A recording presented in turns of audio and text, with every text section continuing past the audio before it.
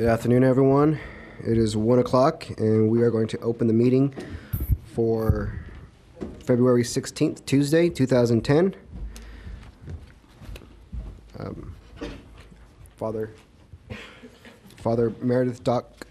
Pastor Doc from the Cornerstone Community Church in Hopeville.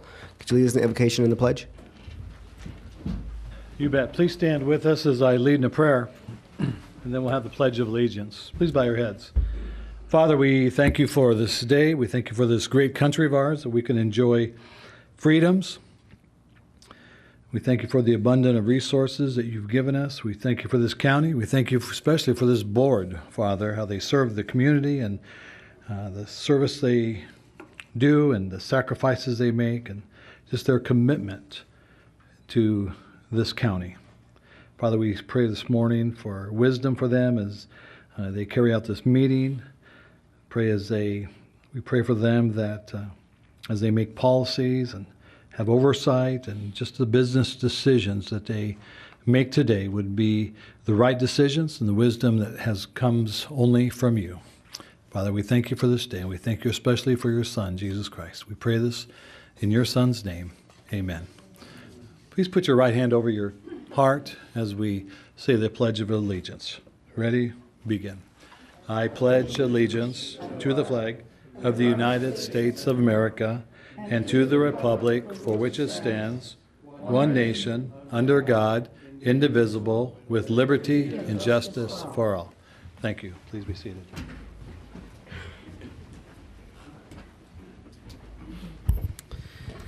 Are there any reports taken out of closed session?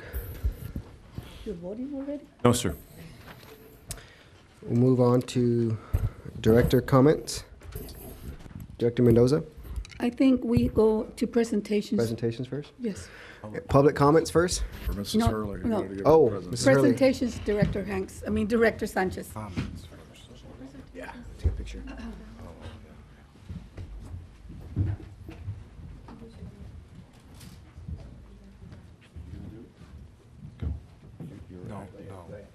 Here, we need you over here. You need to go and do a presentation. No. Glory, go up there. Glory. It's you, dude. This is your big moment. Can you do it? No.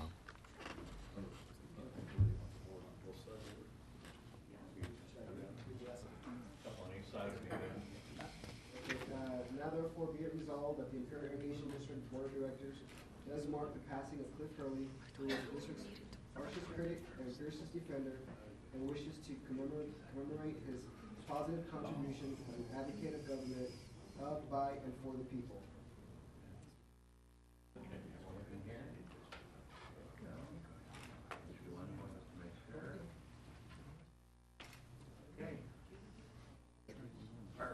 Bobby Dowlett's in the audience over here. I know he chose the family and everything. Can you get a shot with you? All right, come up here, Bob. You can get in here with a roll.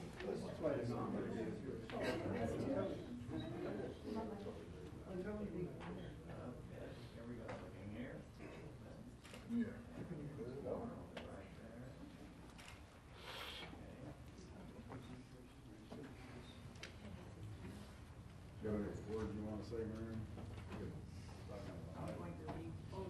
You want to say anything? Well, it's up to you.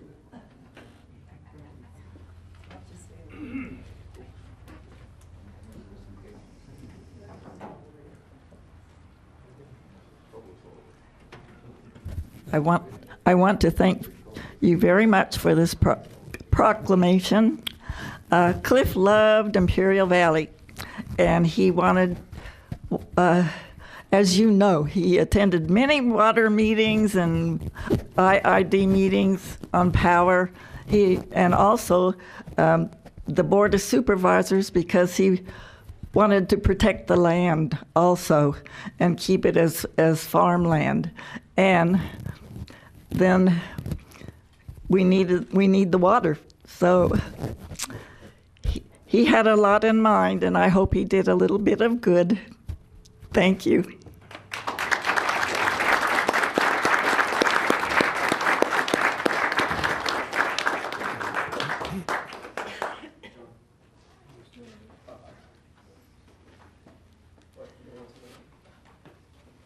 Julie, Dr. Brady will read the first one. Want to read the first one? For 10 years of loyal and faithful service to the Imperial Irrigation District, Maria Dolores Arias.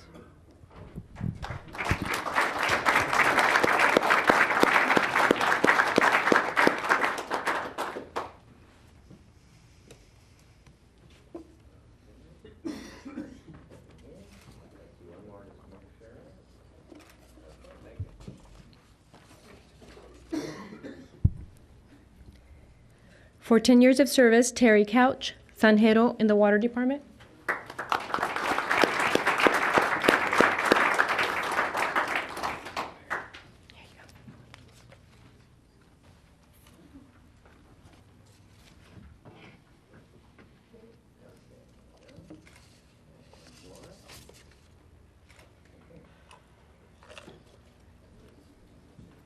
For 20 years of service, Thomas Bell, utility worker in the Administrative Support Services.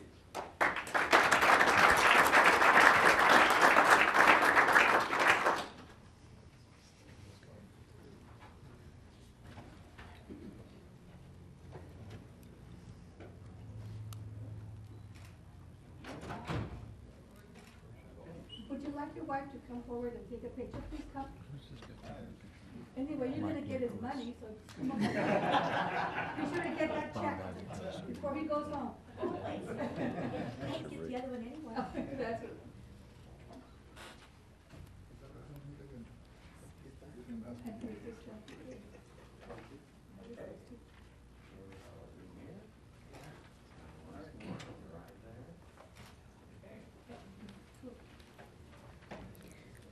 For 20 years of service, Germán Gallegos, engineer senior in the Energy Department.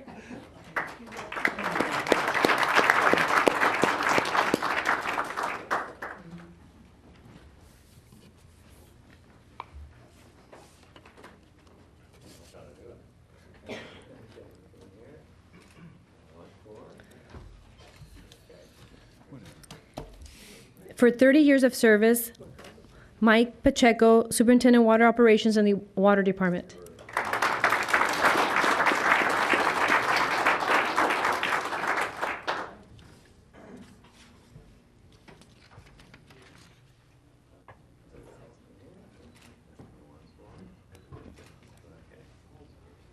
Is there anyone else here to receive a service award and you're on the list and I didn't call your name? Okay, that ends our service awards.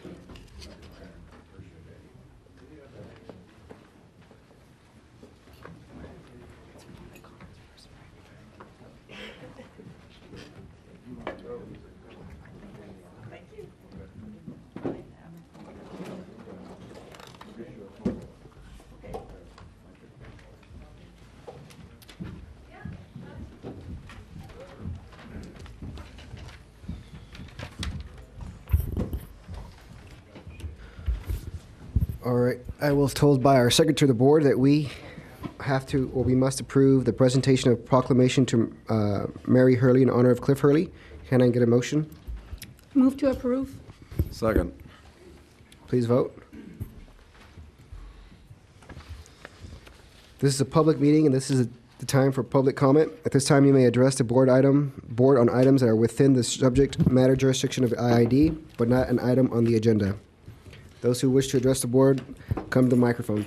My name's Oscar Gonzalez, and I've been living in El Centro since 1986, and I really don't want to get into the policy issue after all, because I think I was advised by Mr. Manville and Mr. Hanks, so I'm going to bypass that one, but I want to discuss something else, and I'm also doing it because of my compadre, Tony Ramos. He's a very good friend of Mr. Estela Mendoza, and I love Tony Ramos. Tony and I have been friends since we were in the first or second grade, Tony, kindergarten.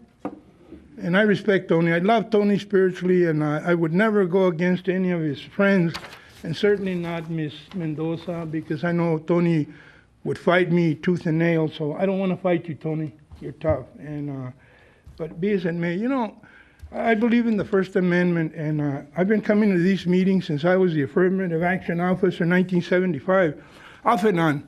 But, you know, I've never been humiliated in my life or disrespected. And I hope that if any of you board members calls the cop and say that I was disrespectful or that I was disruptive, I hope that you have the sense to outspeak this person on the board. And I want to apologize to that lady too, because I did say some things in the presence of security, but I don't have anything against her, and I think she's gotten elected because she's doing an excellent job. And Miss Mendoza, I told her about a month ago that she was the only one that had foresight, and I was for the water transfer, and I was wrong. And I think she and Andy Horn were right, and I've been wrong many times, just like Mickey Mantle. He didn't hit a home run every time he went at bat, and I may be batting 167 in her eyes, but I hope that my kids 22 years from now are going to be like this lady, Miss Hurley. And I work for Cliff. He was one of the gentlemen that supported me when I was an affirmative action officer. Didn't understand him half of the times because he spoke a lot of big words, and that was my hobby, but I sure as hell never understood Mr. Hurley.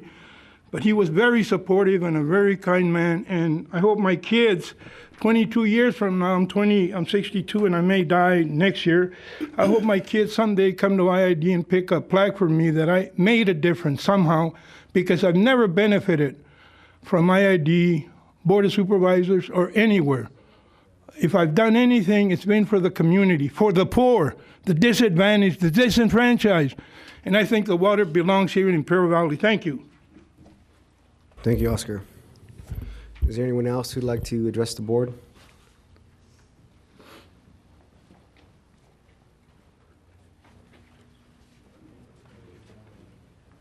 Rod Williams from Yuma. I have farming interests here in Imperial Valley. I would like to specifically ask Director Menville and Director Hanks. I know Director Hanks brought up a couple of, about 5 or 6 weeks ago at one of your meetings about asking the administration to work on a wheeling policy for water that could be utilized and brought in from other areas. And I would certainly like to ask for continued diligence on that. And I'm out hustling trying to help a situation, and that's one thing that would help me to be able to make something happen on that. Also, I have a on the water savings in the district wide. I worked for 18 months or more on trying to bring the Valmont Corporation to the Imperial Valley and locate a dealership here. I've had all their executives from the president down here in the valley, and personally put my own money into it to make the effort to bring that into the valley, so that you would have the opportunity of using some high-tech irrigation equipment and doing some testing and things like that. And the big hang-up always comes back, and we've met with some of the employees of the district and gathered a lot of information, but the big problem always evolves around the lack of a policy that's a public policy that's put out in black and white so that farmers can actually take advantage of trying to save water, so that they know exactly where they're at. Whether the price could vary on the amount of that they're paid for actually saving water. But it appears to me, after the time that I've spent coming to board meetings, there's definitely some kind of a breakdown between. I've served on many boards, and a board's number one on their agenda is to try to set policy. And I've sat here now and watched this, and there's some kind of a breakdown, or a policy would be in place. As long as the QSA has been in place, there certainly would be something that was set down to encourage the local farmers to be able to save water. And we hear a lot of things, but there's nothing set down in black and white that says, you know, if you adopt a high-tech system of irrigation, we're going to make it so that you have the ability to enter into a contract for X number of years that will help to fulfill what our needs are district-wide for water to supplant for the QSA. So there doesn't have to be as much fallowing done. There can be more people put back to work. There's absolutely no reason to have to fallow water in this valley if there was a valley-wide effort to use high-tech, modern equipment in application water. Thank you. Thank you. Thank you. Jim, did you want to respond? Yes, sir. No, I'll talk to him.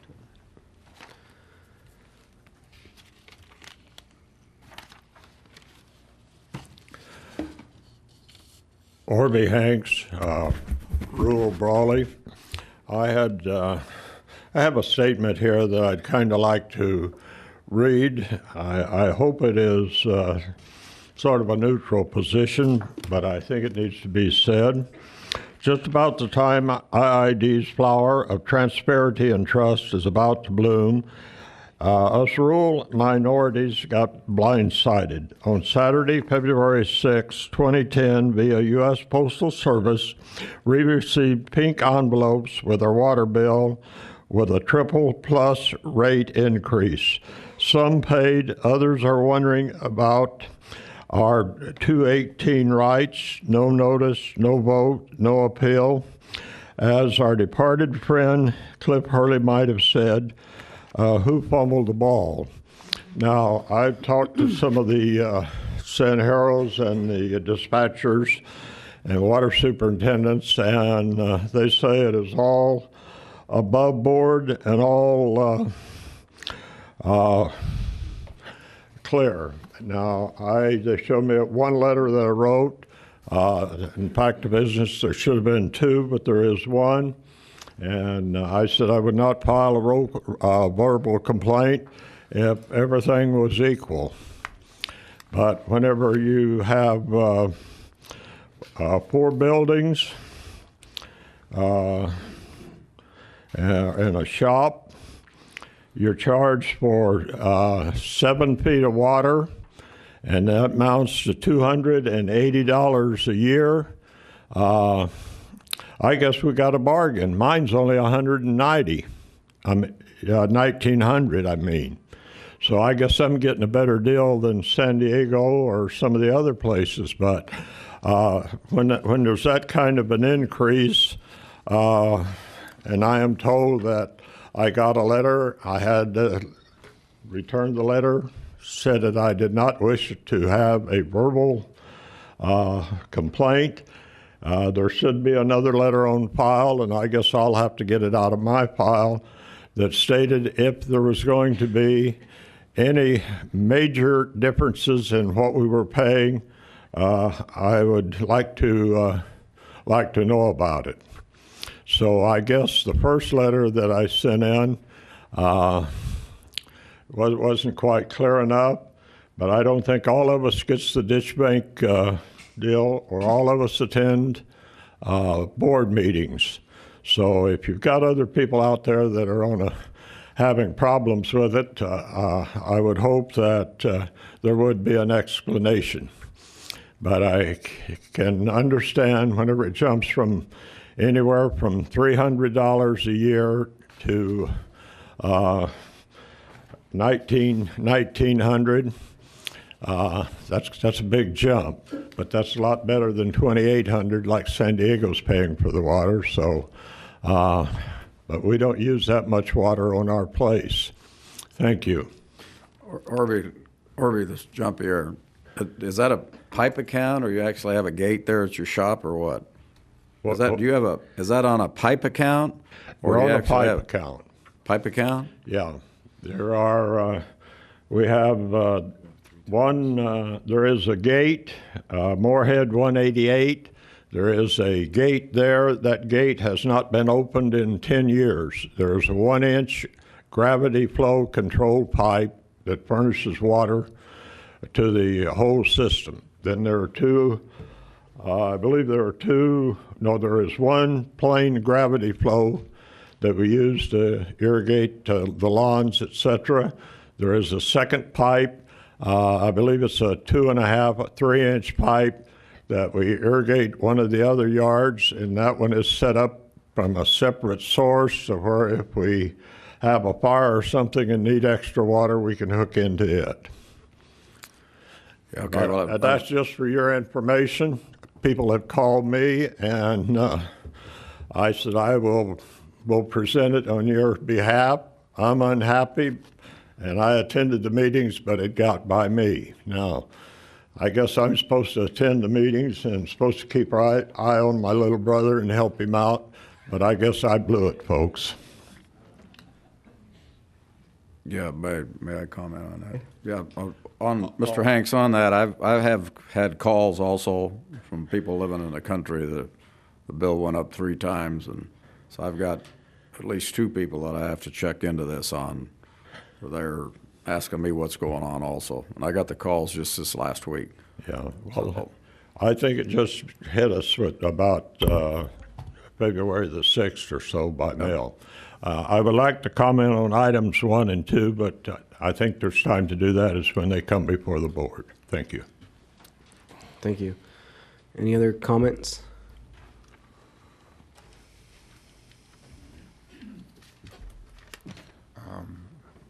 Mr. President, Rusty Jordan Brawley. I was, late last night I downloaded your agenda and looked at the comments that I had made as covered by, I guess, your secretary and converting them. And I think maybe my ability to communicate is lacking, which is when I've listened to tapes, that's often shows to be the case. Right now we have 14 years left, I think more or less, with MWD's 105,000 acre transfer. The full effect of the water transfer, if the QSA were to go ahead, will only develop out. You know, we're not exposing as much surface area today, and we're not supposed to till 15, so it's only like 8 or 9 years from the end of this fallowing period till the end of the MWD. And I even though I've heard a lot of Skyping in the farming community about the MWD transfer being bogus, I don't believe that it is. I think that the pump back systems that were put in and the lining of the ditches and the various things that have been done probably did reduce the flow of water into the sea. It's just that crops changed and the valleys use more water. So we didn't have a net reduction in water use.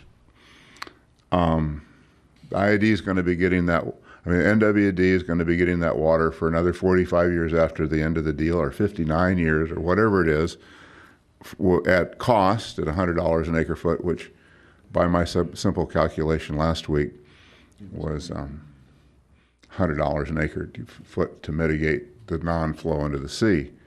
So that would be definitely something that you guys, if you have to renegotiate this, should think about. And plus the fact that they're playing way under market, and if we had done nothing, at the end of the 35 years, they probably would have paid market for the water. The Coachella, I thought that was relatively clear in the comments, but both Coachella and MWD threatened to sue the IID because the IID district was wasting water, and they didn't think they should have to pay for water that if they were constrained would come to them for free. And that was the basis of the contract with those two.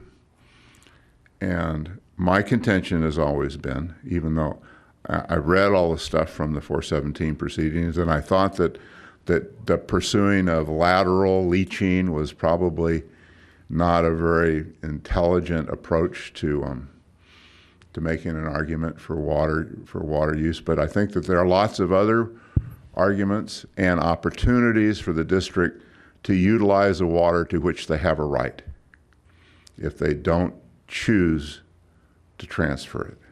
And that the defense that the district would have against the challenges of Coachella and Metropolitan to prevent a transfer to San Diego could ultimately be defeated, even though in the short run there might be some loss. And that there's provision in law to transfer water conserved around junior right holders. And that's what essentially the lawsuit would be that the district would have to pursue. And my thumbnail analysis of the cost to the district in excess of $3 or $4 billion in revenue that would come into the district over the next 59 years may not be perfect, but it would in general be correct. That there would be tons and tons and tons of money, more than probably the value of the land in the Imperial Valley right now, if it were traded on the market, in the differential between in those two deals. And I didn't think that was well, I didn't articulate it well, and I'm sorry it wasn't gotten well. And I hope that you have a little better understanding. And that's why, and I'll comment to, the SOMAC chaos is, I didn't bring my dictionary with me to read to you what chaos is. Maybe internally for the funding mechanism of the IID, if the QSA doesn't go through, it might be chaos for a while. But I think that the players are pretty well structured and you can know where they're going to go. And you might not like the battle you'd have to fight, but there's really a huge, huge pile of money that would come to the district if the water that left the district got a market price. Thank you very much. Any questions? Thank you. Are there any other comments?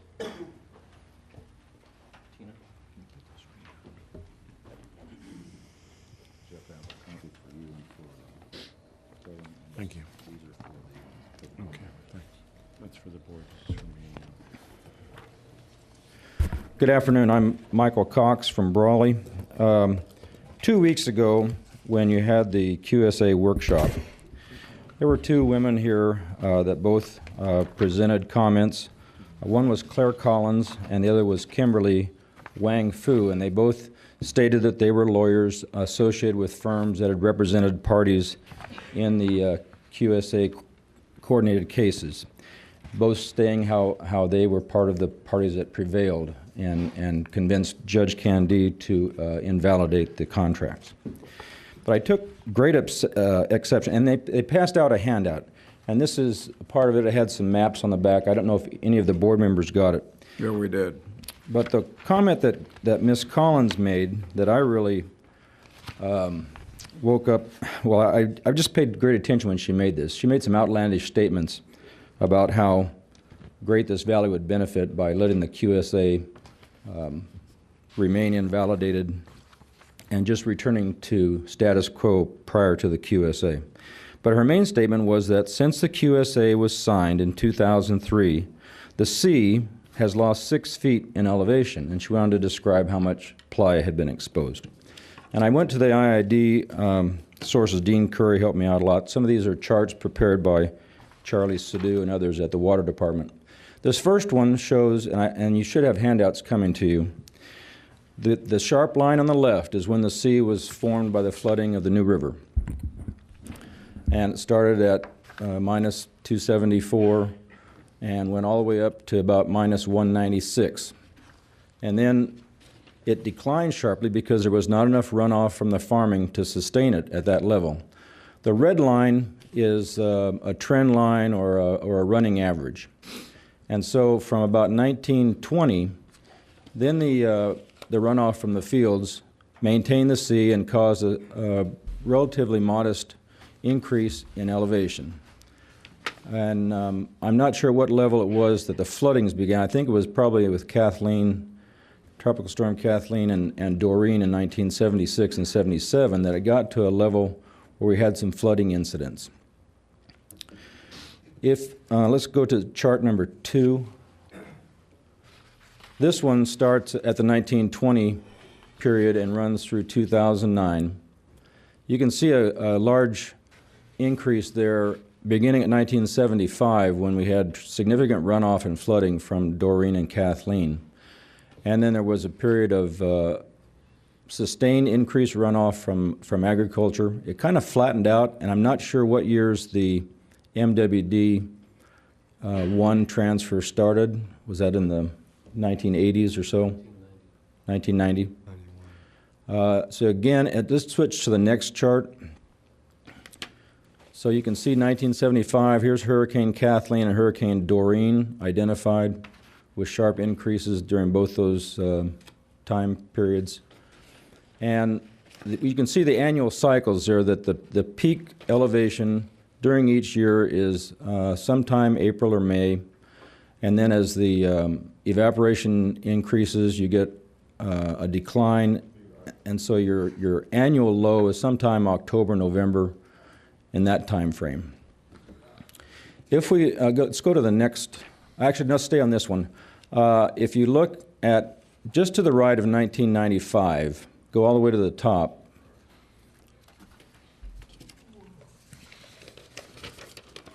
the highest level recorded at the sea was about halfway between the minus 225 and minus 226. And the lowest point since that time has been this most recent fall, 2009, and that was a reading about 230.3. And the difference of those absolute peak and this most recent low is 4.8 feet, significantly less than the 6 feet that was used, cited in this handout and in the public testimony. If you look at peak to peak, the peak in 2009 was, in the spring of 2009, we had a peak of about minus, let's go to the next chart. Should be page, oh yeah, there you go. So the peak in 2009, which is in the blue line, is about minus 228.5. So the peak from the highest level of 225.5 is only 3 feet. So we've only come 3 feet off, and that's significantly before the signing of the QSA, which was in 2003. Can you go back? Well, I'll just give you the figure. The level at 2003, the signing of the QSA in October of 2003 was minus 227.5, compared to the fall of 2009 of a minus 230.3. That's only a 2.8 foot difference.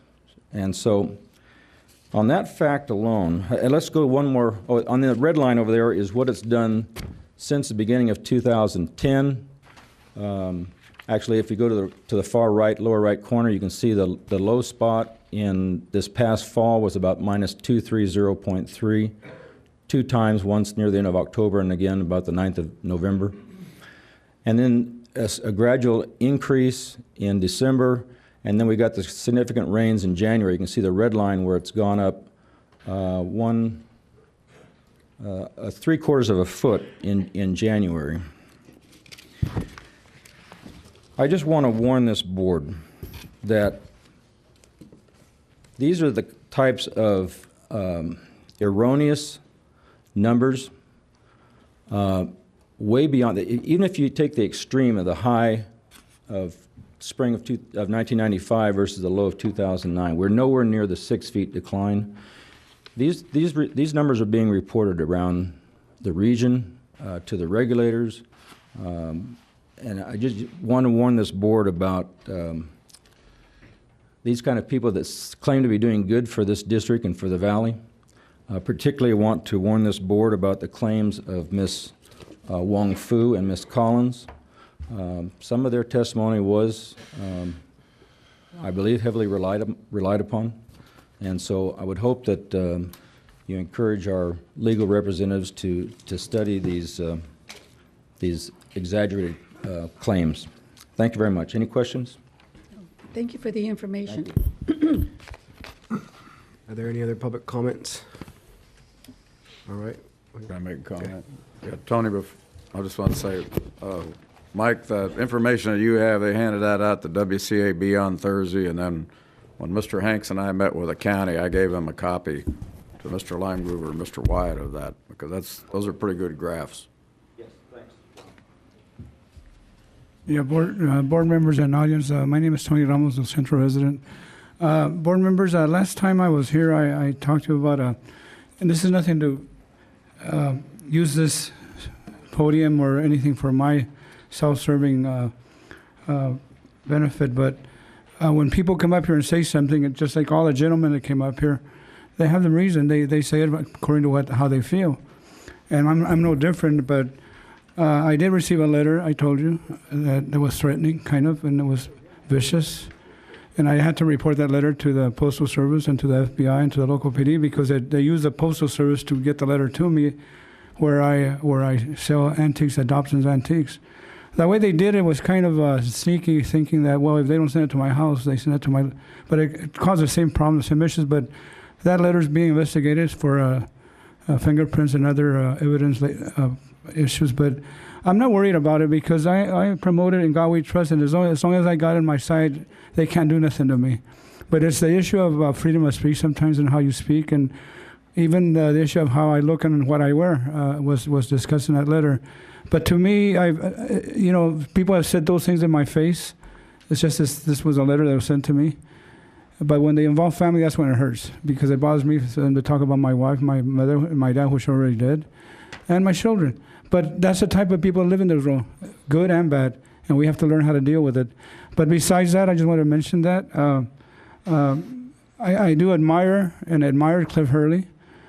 I'm sorry he's not here because I remember one time when I was with the issues before the water transfer, I told Cliff, I'm giving up. I can't believe that these people are going to vote for the water transfer knowing that the people that live in the desert that need the water are going to transfer water. And he said, "You give up, you this and that and that," and he put me on line, and really that was a turning point for me.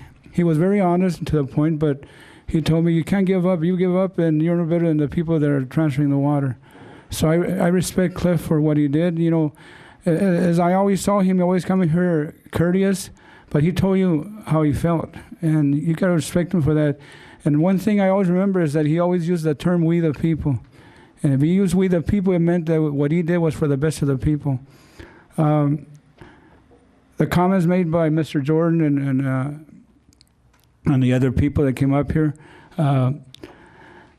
do make sense. The comment made about the two ladies that came up here, it surprised me why they would come up here, why two attorneys that represent the QSA against the IID would come up here and almost make comments like showing off because they won, like saying, "Yeah, you guys were unconstitutional, the Constitution was used against you." But nobody won that way, No, it's not over. The judge can be overturned. He's a judge that's a criminal judge that probably hears misdemeanors too. He's not a water judge. So, you get to the appellate court and it's going to be a big difference. And I believe in what Mr. Somek's act, we can't lay down and let them trample over us because these people came here to get the water, and now they're laughing at us. They're, as I said before, I wrote a big letter in support of my good friend Stella Mendoza, and I used Owens Valley as a focal point on how the Metropolitan Water District went over there in the 20s and misguided the people and took their land, and now there's nothing there. But they're not going to do that to us. We're too bright. We're not a bunch of hicks that live on the desert. We know better. So, like I said, a lot of points are made here, but we all should respect each other, And Mr. Cox mentioned about the two ladies. I believe he was right on the point that they came here, they were kind of giggling, and I got a map of that too. And sometimes they quote things that aren't there, And if this judge believed what he termed there's a valid reason to invalidate the QSA, then he's got another thing coming, because the truth will always come out. Again, I thank you for your time, and JP. Thank you for returning my call. No problem. Thank you very much. This is relevant. Oscar, your 5 minutes are up. No, relevant. 1 minute. A comment. We live by the Dead Sea, and I call the Salton Sea the Dead Sea, And I think what Mr. Jordan, Mr. Cox, the coach, Mr. Hanks was right on target. When I see All right, charts, thank you, Oscar. they're misleading because in statistics at UCSB they gave us a book, and I got an A out of statistics, how to lie with statistics. 2 standard deviations to the left and 2 standard deviations to the right. Bell shape to the left. Don't believe just because they're lawyers. Thank you. We move on to information agenda. I'm sorry, comments from the board. Ms. Mendoza? No comment. Dr. Abadi? Yes, last Wednesday I attended a steering committee meeting, and I always wonder if it'd be possible to bring that presentation, especially the one with the statistics on from the FERC form or from the WEC form, maybe a little higher level because it went long and show us how we compared in those reports. Sammy sent me the email and requesting that, and provided instructions back that we should have a presentation in open session. Last Thursday, Director Hanks and I met with two counterparts at the Board of Supervisors, and the newspaper reported what happened at the meeting, but I just want to say it was a very good meeting, very productive start to discuss some of the issues facing the IID and the Imperial County with the Salton Sea.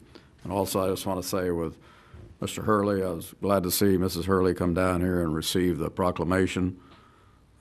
I've known Cliff since about the 70s. He and I worked on some land issues out on the west side of the valley together, and he used to call, and sometimes he'd get mad and hang up, but we always did speak to each other, and he did care about the land, as Mrs. Hurley said, and he did care about the water, and it's unfortunate that he is gone. Thank you. Dr. Hanks.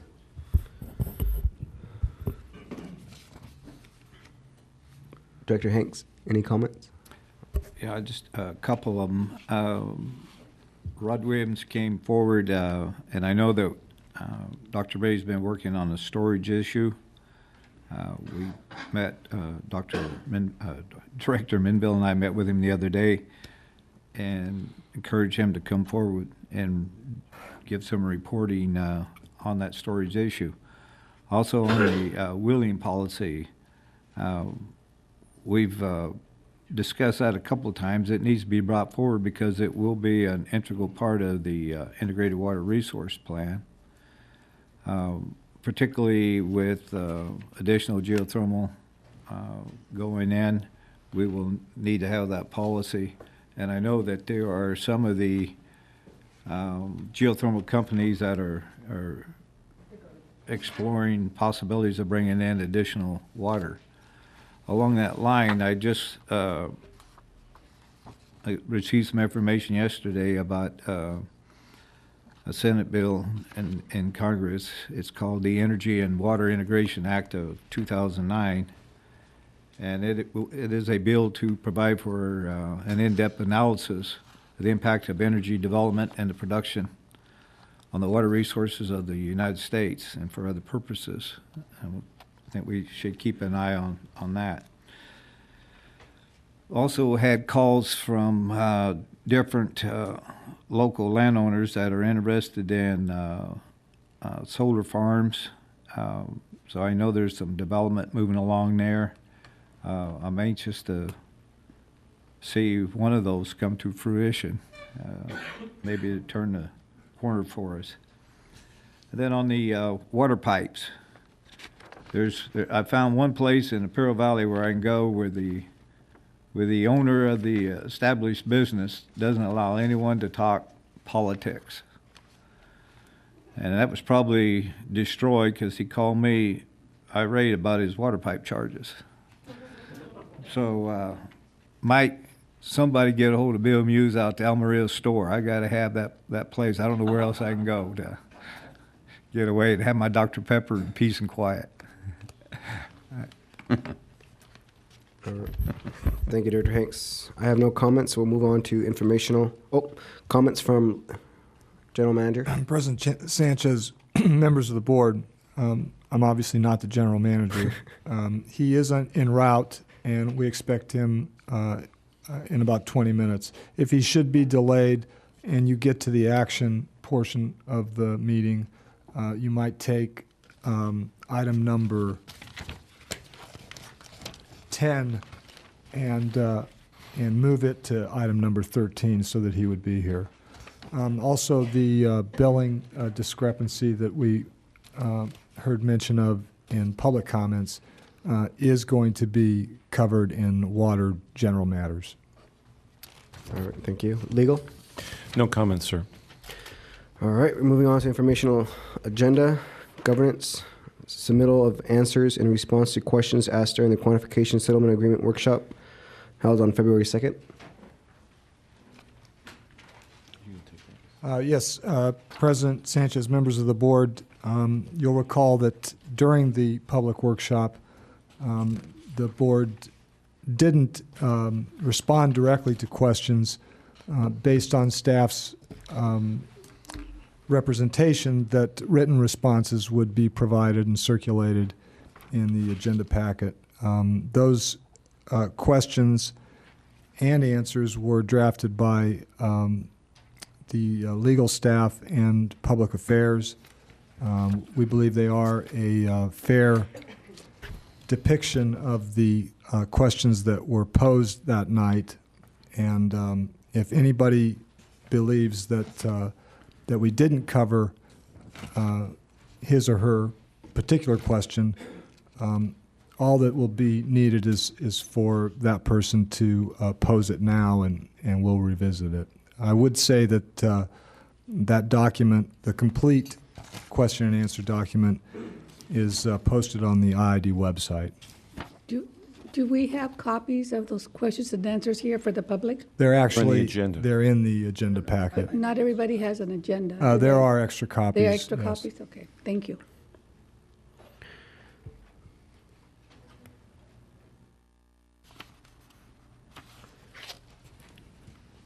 Yeah, it was at this point that I referred to during the public presentation, and this is a part of the agenda.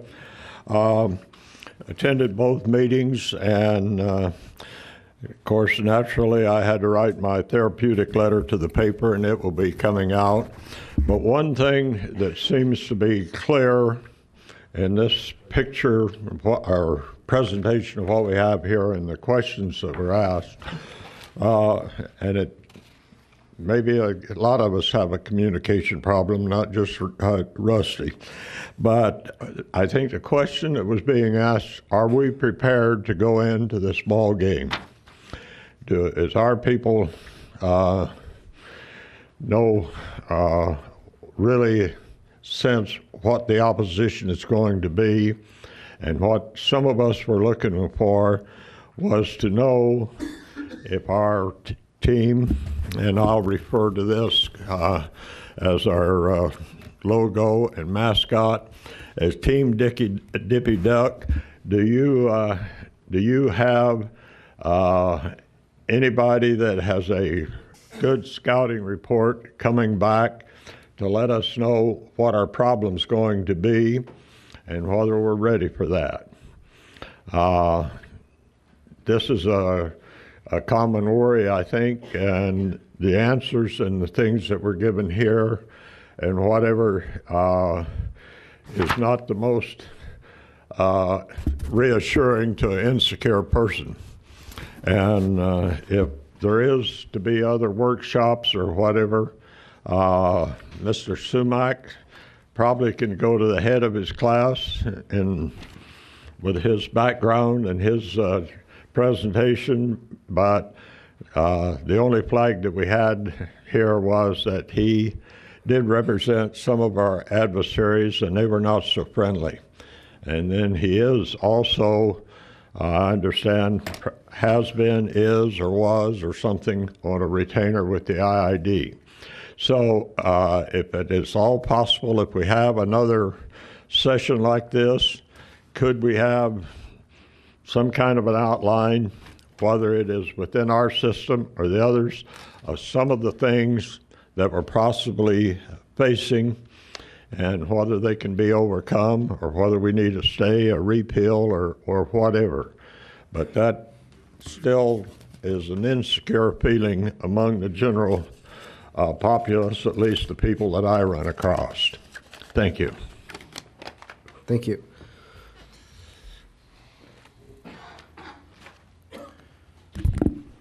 Good afternoon again, Michael Cox of Brawley. On page 9 of the agenda, question number 9, where does the $50 million from San Diego County Water Authority go? And the answer was the $50 million lump sum payment must be used to fund water conservation capital projects. Well, that's true in a sense, but not something that the farm community is going to be assured by, because if you go to, on your fifth amendment to the agreement between IID and San Diego County Water Authority for transfer of conserved water, on page 3, and this is section 5.2G, section 2, if a transfer stoppage as a result of an order from the Superior Court, et cetera, then on or before October 1, 2010, the authority shall pay IID $50 million, which IID covenants to use for the exclusive purpose of paying for capital expenses associated with creating conserved water from IID system conservation projects. This cannot be used, as I read this cannot be used for any on-farm conservation project. This could only be used for the system conservation. So I think that should be further defined in your answer. Thank you. Thank you. If it's an IID capital project, it would be a capital project IID system. I'm not sure that those definitions were meant to be exclusive. Eric Reyes. I asked that question, so I'm happy it's on here because I'm also interested in that as well. I had talked about in-system and also on-farm. And I think there's a follow-up question then, as Mr. Cox said as well, is when will that detailed plan of that, how that money will be spent and how much water is actually saved? How long will that be on there? I think that's an additional question as we've seen to this. And also your increased revenue from new water transfer. I did ask for that. Is that being earmarked for on-farm capital projects as well? I think the faster we can do that, the faster we can move out of fallowing, better for our county and IID and everyone involved. And I did ask that second question also, the increased revenues. Where is the detailed budget for that, and where is that being earmarked for? So I think those are two questions. I still want further clarification on is how soon can this $50 million water conservation capital project be implemented, and how much water we're actually saving, and does that move up our scale of saving water and getting out of fallowing? Thank you. Thank you. I have a question. Rod, let me ask Kevin, that's okay, I just got a quick question. When they ask these kind of questions, I mean, we have some answers for them. Those questions can be answered, so when are you planning on answering these questions that the public's asking right now? Well, this last one here on both the question posed and the answer supplied, I think that staff would acknowledge that that's a little too terse an answer, a single sentence. So I think, Jeff, it'd be fair to say that we'd amplify that. I'm not sure. The money has to be spent on IID capital projects because it relates to how the money has been being funded through bonds by San Diego and their reporting requirements. An IID capital project would be somehow affiliated with the system. It might be where the system interfaces with the landowner system with regard to an on-farm conservation, but we can't do a capital project on somebody else's property as a gift. So I'm not sure there's much I can amplify that, but I'll try. As far as what's going on with the system conservation, well, we've had various presentations from the Water Department, and that can continue. But we've certainly been talking about system conservation for 2 years now. The answer to your question, Director Menville, is that any follow-up that occurs here at this meeting, we will provide an answer to. Yeah, well, I know what the answer is, but that's fine, because we've discussed it here before. When Dr. Brady made the deal with San Diego County Water Authority to get the $50 million, and the board voted on the $135 to $50 million bond deal, that's going to be used for smaller chunks instead of us going out and borrowing a whole bunch of money to start some of the system conservation is what the plan was. Okay. Rod Foster Brawley. In concerning question number 13, who pays attorney's fees? And one of the questions that I had on this is it says here, although a substantial portion of these fees have been reimbursed by insurance coverage. My question is, basically, who's your insurance carrier? Every meeting I've sat through here, it sounds like the district is self-insured. District is insured through various insurance carriers, but primarily most of the liability, D&O, is through Aegis. The district has a self-insured retention. If you've heard the comment self-insured, that's because to some extent the district may be self-insured. It may have umbrella coverages and other coverages. So you have stop losses is what you're saying. I don't call it, we're talking about liability coverage. You know, Alan Tyler has made a presentation, and maybe it's been about a year, where he goes through all the different insurance coverages, and maybe those questions you're asking means it's a good time to bring him back. But we have a variety of different types of insurance and self-insurance. So there's no simple answer to the question, but maybe I'll get Alan to come by and make another presentation. Appreciate it. Thank you. Are there any other questions for information item number 1? All right, moving forward. If I'm coming, it's probably not forward. Rusty Jordan Brawley again. The answers are interesting. I've read them. I don't know if I understand them all, but I think I do. These are the positions of staff, not the board. Was there a motion of the board to agree with these answers, or is it? Does the board have a position on these answers? If you're answering things that are questions about the QSA, would it be proper to have a resolution and approve these answers as a board, or discuss them? Maybe when you finish fine-tuning them or something? Well, it was my understanding that probably down the road that we were going to have a workshop to go over these answers in the appropriate time. I understood maybe a week or two. I didn't think it was going to happen in a regular board meeting, because I think these are staff-prepared answers. Right.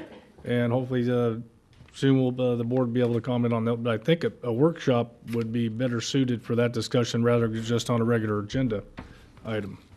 So hopefully that would be possible. That actually, what was said at the workshop, at the time of the workshop, was that answers would be supplied by staff to the variety of questions here that don't stray into board policy, that require only a clarifying response, and that would happen sooner rather than later, and would actually be circulated as part of the agenda, which is what we've done. Okay, so then these are, in your mind, answers that fall within the policy of policies adopted by the board. Well, for instance, you have questions here about who pays attorney's fees, what are present perfected rights, how much money has been spent on the QSA, and those are properly answered by staff. The legal people. They don't venture into policy. Now, there are some others here that touch on board resolutions and next steps. All right, that's why I was just thinking that it might be nice if the board would speak on to the body, not necessarily, or the specifics. How much money is spent on the QSA? For my own personal question, it would be like, how much does it cost legally since you began the QSA to when you finished? What have been the costs involved with that? Not necessarily how many gates and ditches have you done. I would like to point out, and I was a little surprised when we did these responses, the Water Department puts out a monthly financial table, monthly cost report with regard to the water transfer in Western Farms lands, and it updates it, and it's cumulative. The Water Department also puts out an annual implementation report. There is all kinds of financial information in here, which apparently most people aren't familiar with. Just as an example, there was a reference recently to a dairy design consultant that was retained, and the fact that this information was hidden from the public. This information has been listed in this document for years as a cumulative total because it goes back to, I think it's 05 or 06. a lot of that information that people ask us about is in these documents, and these documents have been published on the website and handed out by the district on a monthly and annual basis. So that would be a really good place to start. Well, good. I'm very happy to be illuminated, and I'm also unhappy to be overwhelmed with data. Thank you. Thank you. If there are no other questions on item number 1, we'll move on to item number 2. Acting as a local entity, review and or take action on a request by the Neighborhood House to revise its 2007 application for funding. Mr. President, is Mr. Reyes is here too? Okay. A request was made at a previous board meeting, and I know Ms. Mendoza asked us to follow up with regard to this issue. Neighborhood House was given an award to provide a program for socioeconomic mitigation. They applied in 2007 and they received an award in 2008. This goes to following events that took place in 03, 04, and 04, 05. So it was the first local entity award process. I didn't attach the entire package that Neighborhood House submitted to the local entity, but I attached some excerpts. And I'm glad Mr. Reyes is here, because the question that's being asked by Neighborhood House is, can we make some modifications to our program? And I don't necessarily have a problem with it, but I want to make sure that this is all done above board. Neighborhood House submitted a competitive bid. I don't really know how that bid was reviewed and how it was compared to other bidders, and whether any change to this Neighborhood House bid would have affected whether they would have gotten the bid or not. I don't know if Neighborhood House is bidding again. And I know that Mr. Ortega is here, and I'm sure he can explain the purpose behind it. But I wanted the board, sitting as a local entity, to consider this request. And if the board is satisfied that these changes are still within the spirit of the original application, that these changes continue with the spirit of mitigating socio impacts of fallowing, then the board can make a decision to allow this change to the program. So I wanted the board, acting as a local entity, to hear from Mr. Ortega, to consult with Mr. Reyes as necessary, and to act if they felt comfortable. Good afternoon, directors. Once again, my name is Gustavo Reza. In 2007, Neighborhood House submitted a proposal to provide entrepreneurial services. Neighborhood House is one of the few agencies that propose services directly to farm workers that were affected by the fallowing program. It is under a micro business loan program, or micro business program, which in itself is a very difficult sector to provide services to. It is unlike a regular loan program or regular business service program, in that it entails much more services and much more in-depth services to the individual. If we take into consideration a regular business loan program, a small business loan program, you're dealing with basically credit issues, the proposal or the plan that the individual is planning or proposing. Under a micro business loan program, you have to go into detail as to the individual, the experience the person has in the past, what he's proposing, and especially what is the outcome that this could produce on the individual, on his family, and on the entire community. It is without a doubt a very enticing program that they proposed, far-reaching program. There is a tremendous sector that deserves these type of services. Neighborhood House has years of experience in providing these type of services, not only under this program, but also has received grants under USDA programs for a number of years that provide similar services as these. So they have quite sufficient experience in doing this. Neighborhood House submitted a request in the month of October of last year to modify its program. I would like to go back to the RFP, and it does establish a contingency plan if and when the outcomes are in doubt to be obtained. We feel that this time there is some question as to if Neighborhood House can attain the objectives or the outcomes in the way they propose their program. Primarily the question of being able to entice farm workers to come into self-employment activities. They have attempted to do so. They have gone out and done extensive outreach to past farm workers and existing farm workers. Unfortunately, it has not given the results that was intended. And what Mr. Garber's asked is that, yes, the grant was scored according to what was proposed. The grant does not call for, under the competitive program, that all services be provided just exclusively to farm workers. This was something that Neighborhood House took upon itself. And there's one other program also that went down that road. But the grant does not say that it does have to be exclusively just for farm workers. What Neighborhood House is proposing at this moment is 3 basic changes in the program. I would like to state that we have every bit of assurance that the outcomes proposed within their initial program will not change. Those outcomes will still be attained. What they are asking for is number one is an increase in the authorized loan amount from $2,500 to the amount of $4,000, which would be an increase of $1,500. 2, to allow them to expand the target sector, target population, from farm workers to the low-income sector, which is basically the sector that Neighborhood House has most experience in dealing with.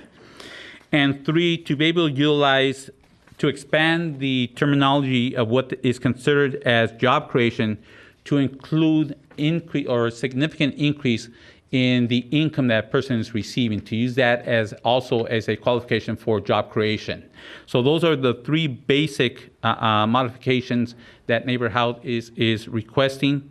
There is nothing within the request for proposal that does not allow this modification. In fact, within the request for proposal on page 23,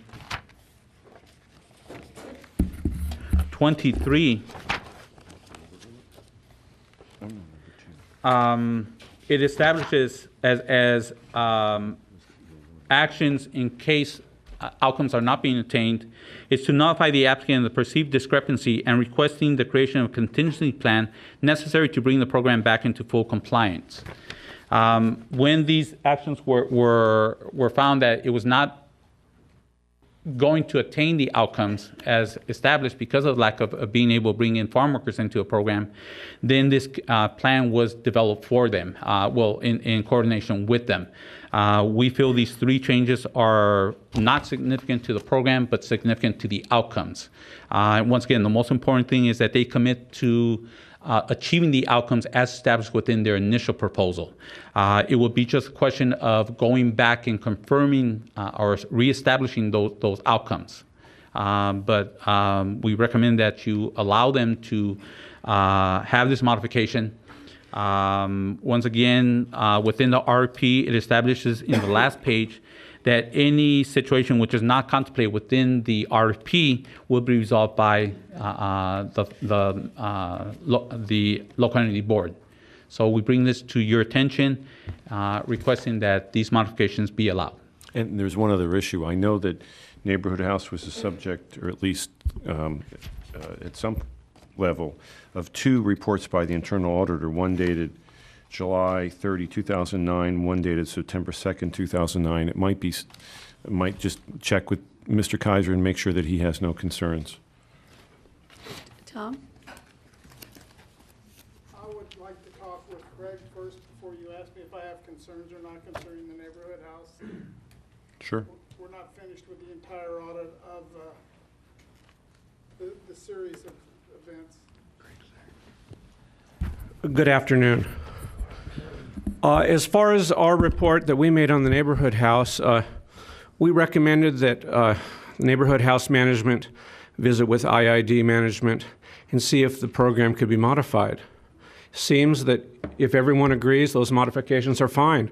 However that changes the program, it will be documented, and we'll audit at the end of June 2010 when their 2-year program ends. We'll be back to audit whatever has happened due to those modifications or lack of modifications. Are there any questions there? No. I guess I have one question for Mr. Garber. This is under the information agenda, and we're here as the IID Board of Directors. So does this have to come back for a meeting of the local entity? Well, I set this up as information or action. The board would have to act in its capacity as local entity. I think you can treat it as an informational item, or I think you can treat it as an action item. It's up to the board. But it's... excuse me, do we have to adjourn as a Board of Directors for the IID and reconvene as the local entity? You would make this decision. If you want to go through that formality, that's fine. But this is a decision you would make as the local entity. There is no formal entity called the local entity. The local entity is the board. So you can, sure, we can adjourn, reconvene as the local entity. You're acting as the local entity for purpose of this decision. But the local entity and the board are now the same thing. So that's not a problem for me.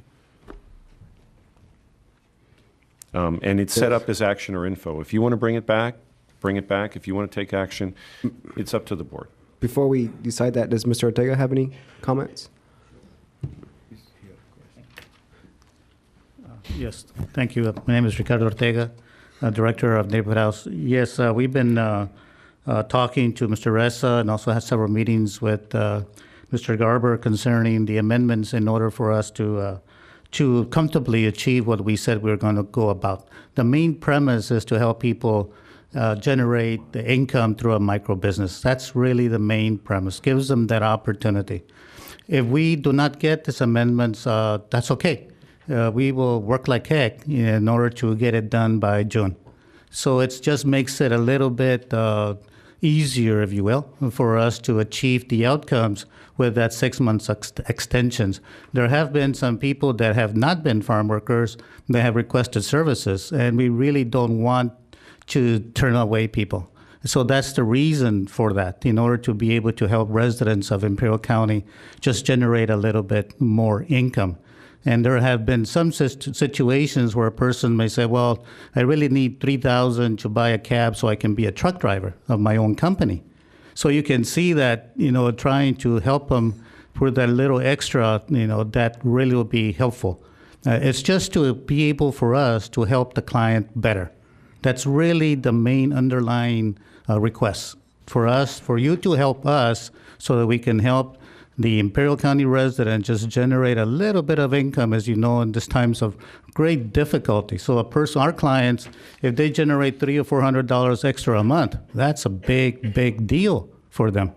$300 or $400 a month is a large, especially when they may be making $800 a month or $1,000. You can see the percentages is like 30 or 40 or 50% additional income. For some people, it may not be, but for the clients that we have, it's a big, big item. So I'm just asking for you to help us to provide services to the Imperial County residents. Thank you. Thank you. Director Hanks, did you have a question? Yeah, I had a comment.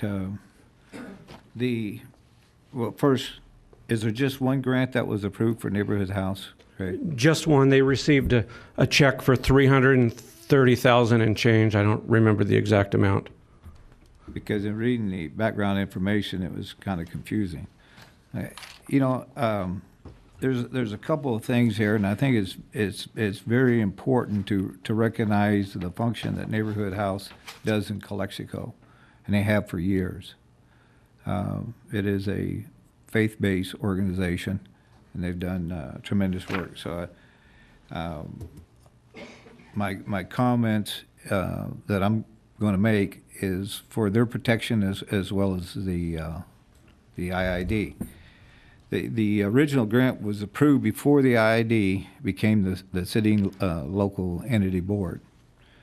And during the audit, there were some irregularities that were identified by the internal auditors dealing with the processes and awarding the dollars by the IID, and no reflection upon the Neighborhood House. I stated that in my original presentation, and I stand by that today. Okay.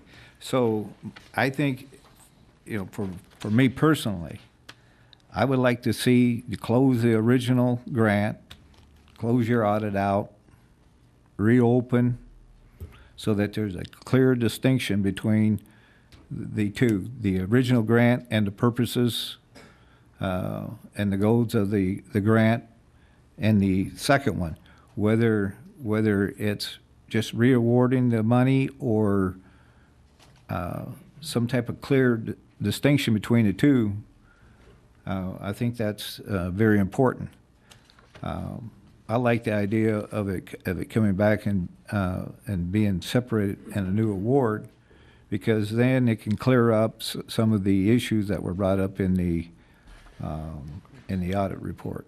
I agree. That sounds like a good idea. That is up to you as a local entity and to the IID management at an administrative level. Whatever you decide is fine. We'll audit whatever the rules of the program are. That I'm not concerned about at this point. But I do appreciate what you're saying about the important work that the Neighborhood House does in Calexico. Because when I walked in here today, I want to use a term that used to be in vogue around the district, a level playing field. I walked in here today and I heard somebody say, oh, there's the internal auditors. They don't like the Neighborhood House. Nothing could be further from the truth. We like the Neighborhood House. We audit on the objectives that they're supposed to meet.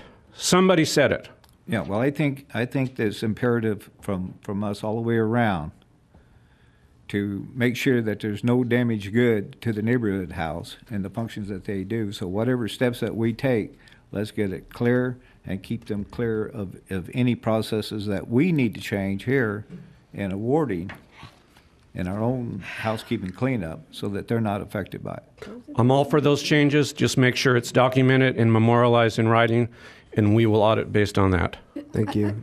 I have a question for Mr. Garber. To close this grant and then to re-award it, do you have to open it up to all the other entities that want to resubmit a bid?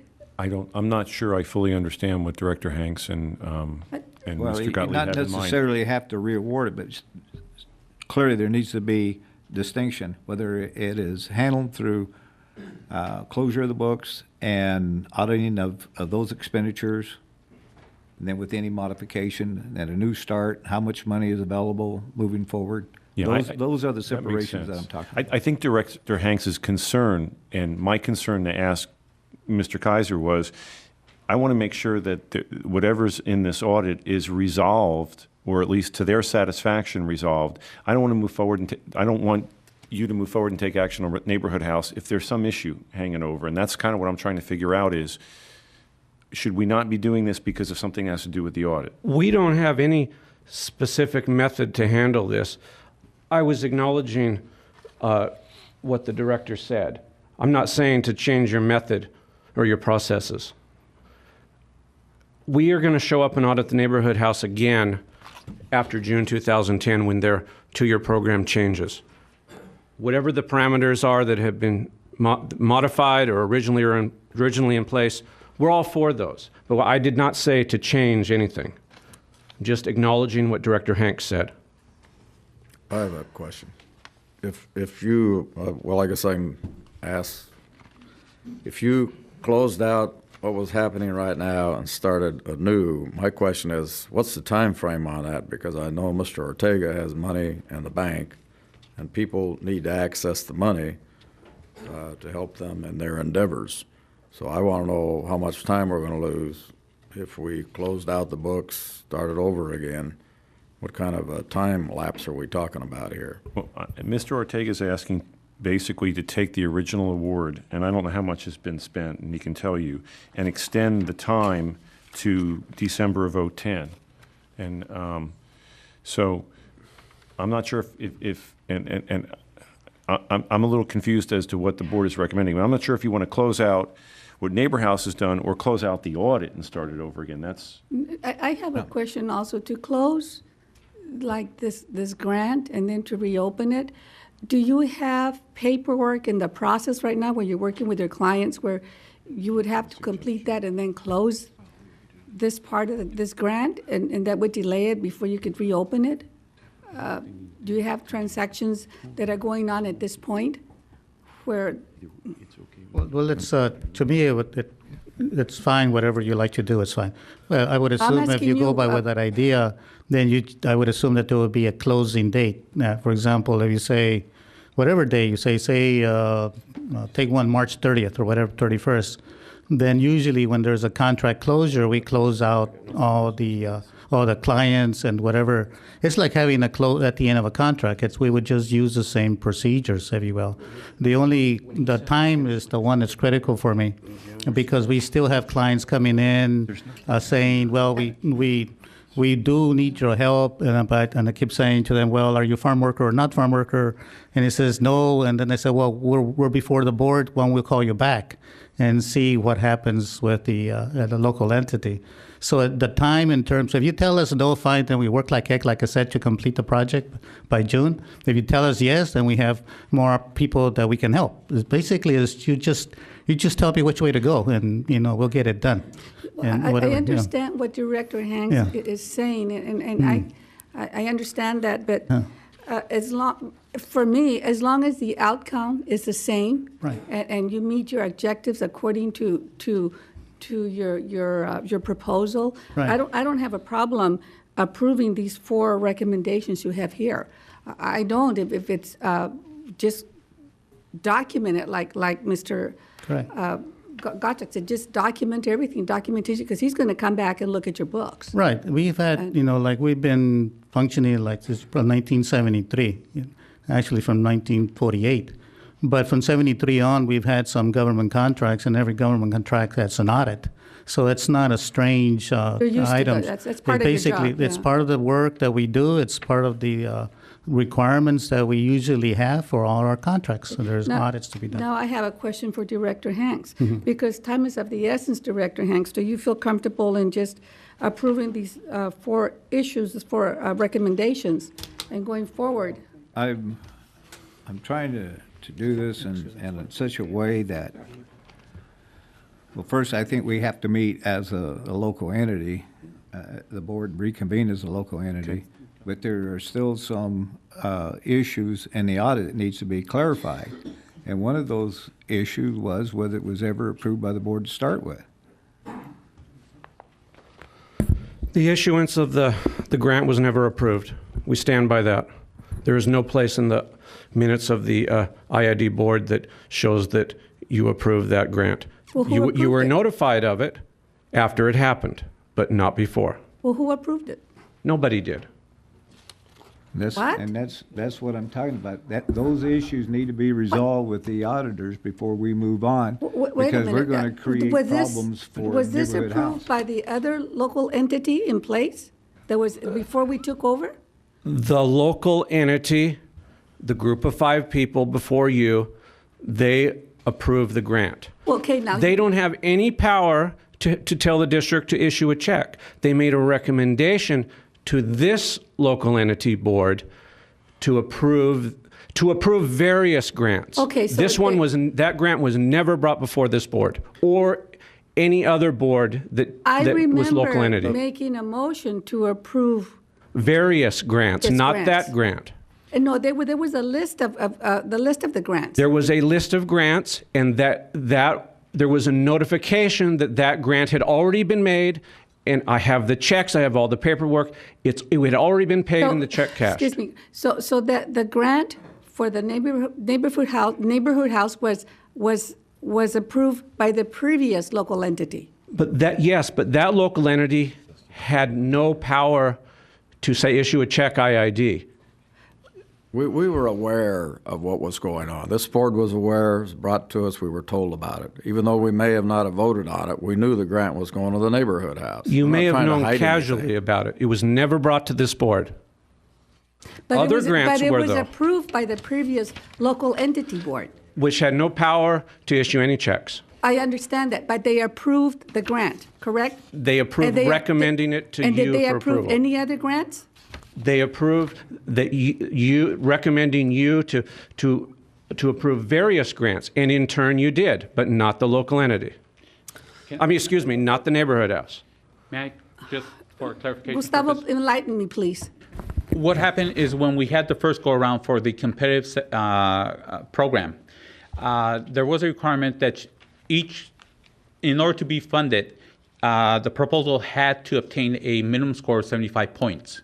The first go around, where we had a submission of about 11 proposals, only one of those applications obtained a score above 75 points, which was Neighborhood House. That was approved by the 5-member local entity board. Which was a legit board, it was a legitimate board. Yes, yes. And they were within their authority to approve the grant for Neighborhood Yes, House. yes. Okay. What happened then, that grant under the competitive program was re-released. That's when 4 additional proposals were adopted. Those were sent, they were approved just like the Neighborhood House, but this was about a few months after Neighborhood House. I believe it was about 3 or 4 months afterwards. And apparently the error was when it got sent to the board for full approval, final approval of all those grants, the 5 total grants. Apparently the wording for Neighborhood House was not specifically mentioned there. Though I think the board intended to approve all 5 grant proposals. One way to resolve this would be to come back at the next board meeting, have Mr. Razor bring back the necessary paperwork to satisfy the board, and the board can retroactively fix the issue, acting as a local entity by approving and modifying the grant. And this way you can sort of clear up this record, if that's something you want to do. For my understanding, so when this board, as a local entity, approved those grants, Neighborhood House was not included in the list of grants. Exactly.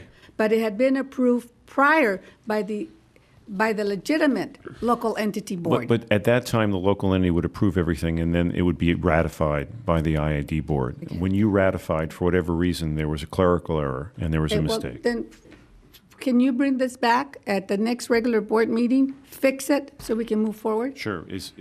Just so we, I mean, is there any other concern? No, but this board was aware that the Neighborhood House received a grant of $333,000 and 552. 333,552. That's what they got, and we were aware of that. Are there any other audit issues that we should deal with too? When we issued that report, management accepted that. They agreed that was a truthful part of the report. There's no refuting it at this point. I don't think anybody is.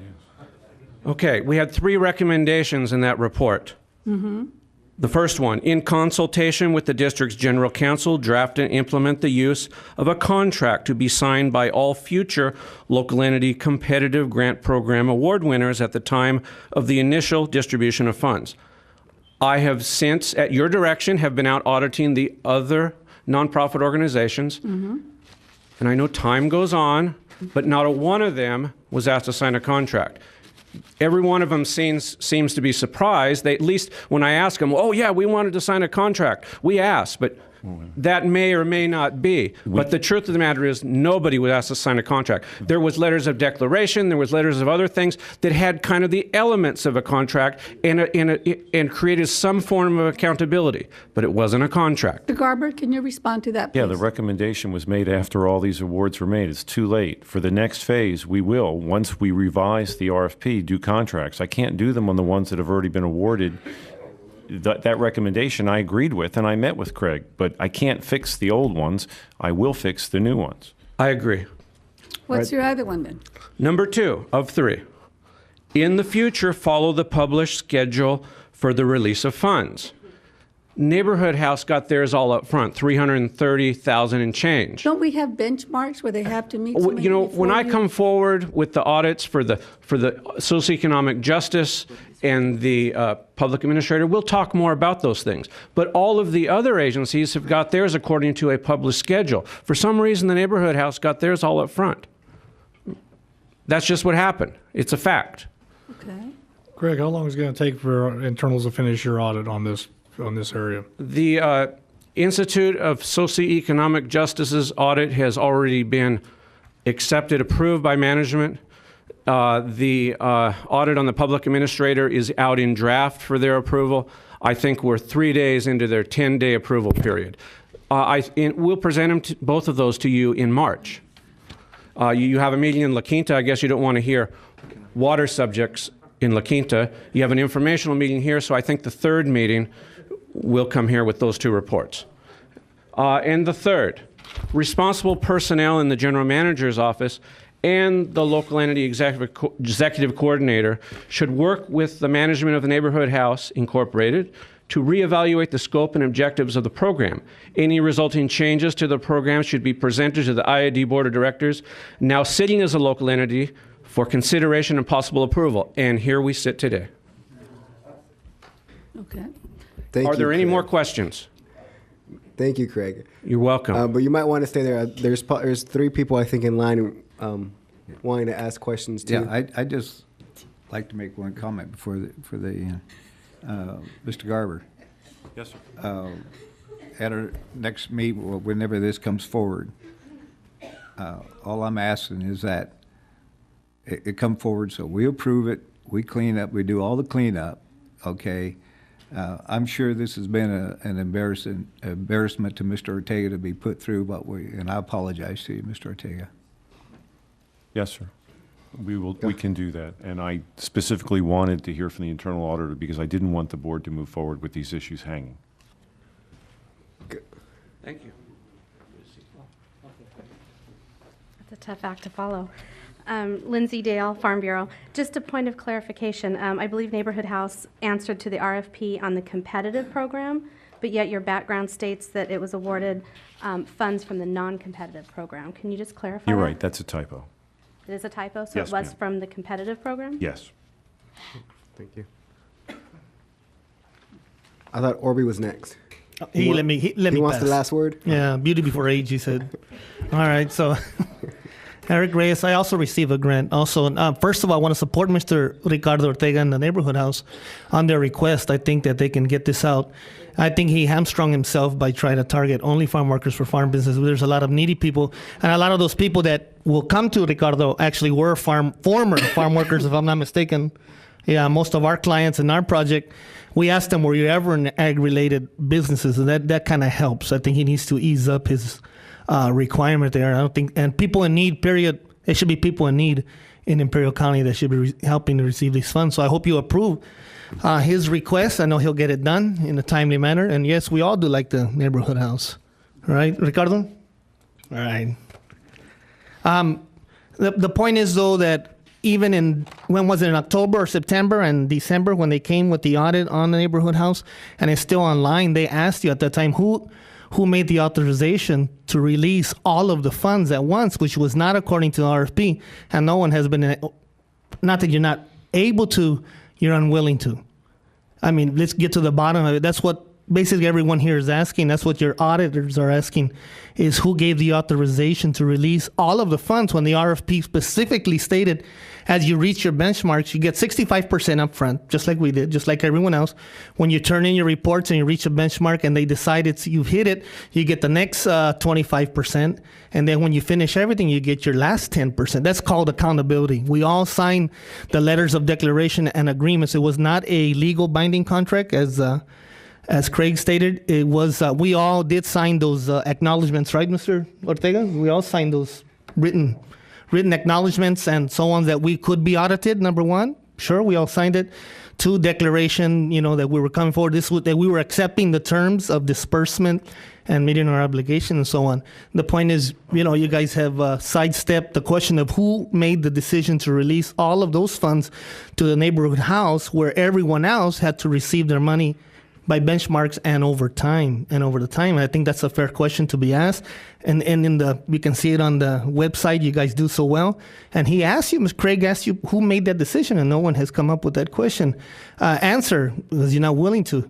They received the full money up front. Therefore, as their project got bogged down a little because of their restrictions that they put on themselves, there was no accountability or benchmarks that held them from still having that money.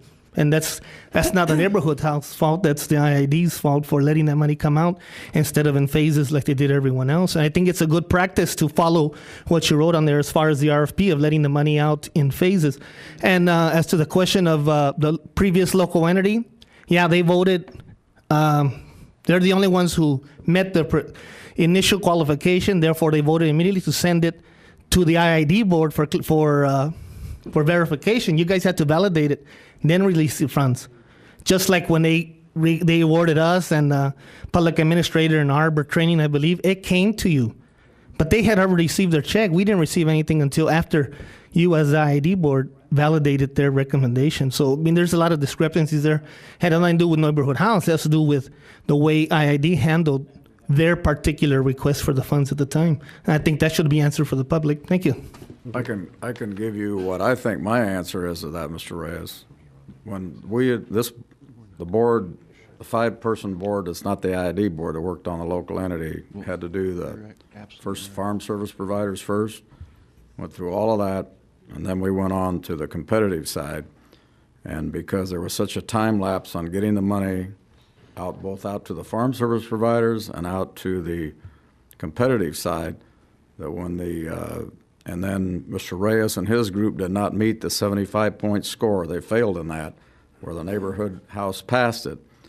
When that happened, I think that the people felt that money needed to get out to the community, that the people have been out there waiting for the money, and that's why the neighborhood house got approved for the full amount of money to get money out there that the people had been waiting for, and that's why that happened the way it did. And yeah, it was unfortunate it didn't come before this board to be passed for that one grant, but it did come back before the board for the other 4 that followed. So, but I think it had to do with getting money out to people because this thing was dragging so long, and we just got it out there. Is that correct, Mr. Ortega? Because you were involved in this process. Yes. That's correct. Yeah, and that's, thank I really don't know the procedures for ID, what it takes, type of things. I do know that, for example, like I was told that we passed and that we were approved, and then I got a call to, go to the central administration to pick up the check, and I said, fantastic. Great. Here I am. Where is it? And I did sign that I received it, of course. There was no problem. I think what happened also is I was the first one. It's like the first one going through something. There's always bugs in the first batch, if you will. And the second batch, I think they did ask them, that increments. And I imagine in the third batch, there'll be more changes. So it's like everything else. But unfortunately, I got caught in the first batch in terms of all the bugs and all the, kind of things that we need to now straighten out retroactively. And I did tell Greg, and he's a good gentleman. And like anything that we need to do retroactive, I'm 100%. Whatever we need to do in order to fix it, well, fantastic. Mr. Ortega, fortunately for me, it was your organization that got the first grant authorized, because I have no qualms of your bookkeeping system and your honesty. Right. I don't. So in a way, we made a mistake. I'm glad it was with you and nobody else. Well, I told Greg, look, anything that we need to do to make it correct, I am following the application to the letter. Even though I don't have a contract, even though I don't even have a letter from the IID, I am following what we said we were going to do. And that's what we're doing, and that's why I'm here, in order to make sure that everything is above board and everything is correct. Thank you. For clarification purposes, yes, there were errors on how the money was released, the amount of money that was released and everything. Whether it got formally approved or there was a step missing. However, the question of accountability, the funds that have been utilized by Neighborhood House up to now, yes, they did release $333,000, but they have their accounting in place. Not all that money has been utilized. What has been utilized up to now responds to the outcomes that he has obtained up to this moment. We're not talking about that $333,000 has been spent already, and he's only achieved 10 or 20% of his outcomes. Whatever outcomes he's obtained up to now is responds to the amount of money that he has spent on obtaining those outcomes. Additionally, we know the responsibility of Neighborhood House. I agree with your comment. If we had to make a mistake, it's great we made a mistake with Neighborhood House, and that's not talking bad about the other 4 agencies that receive funds. But Neighborhood House has always said, we're here to make sure that we attain the outcomes. These modifications on there, they do not change the outcomes proposed within his initial grant application. The last point I also want to make is, however Mr. Ortega has agreed that whatever solution has to be put into place will be done, and everything will be corrected.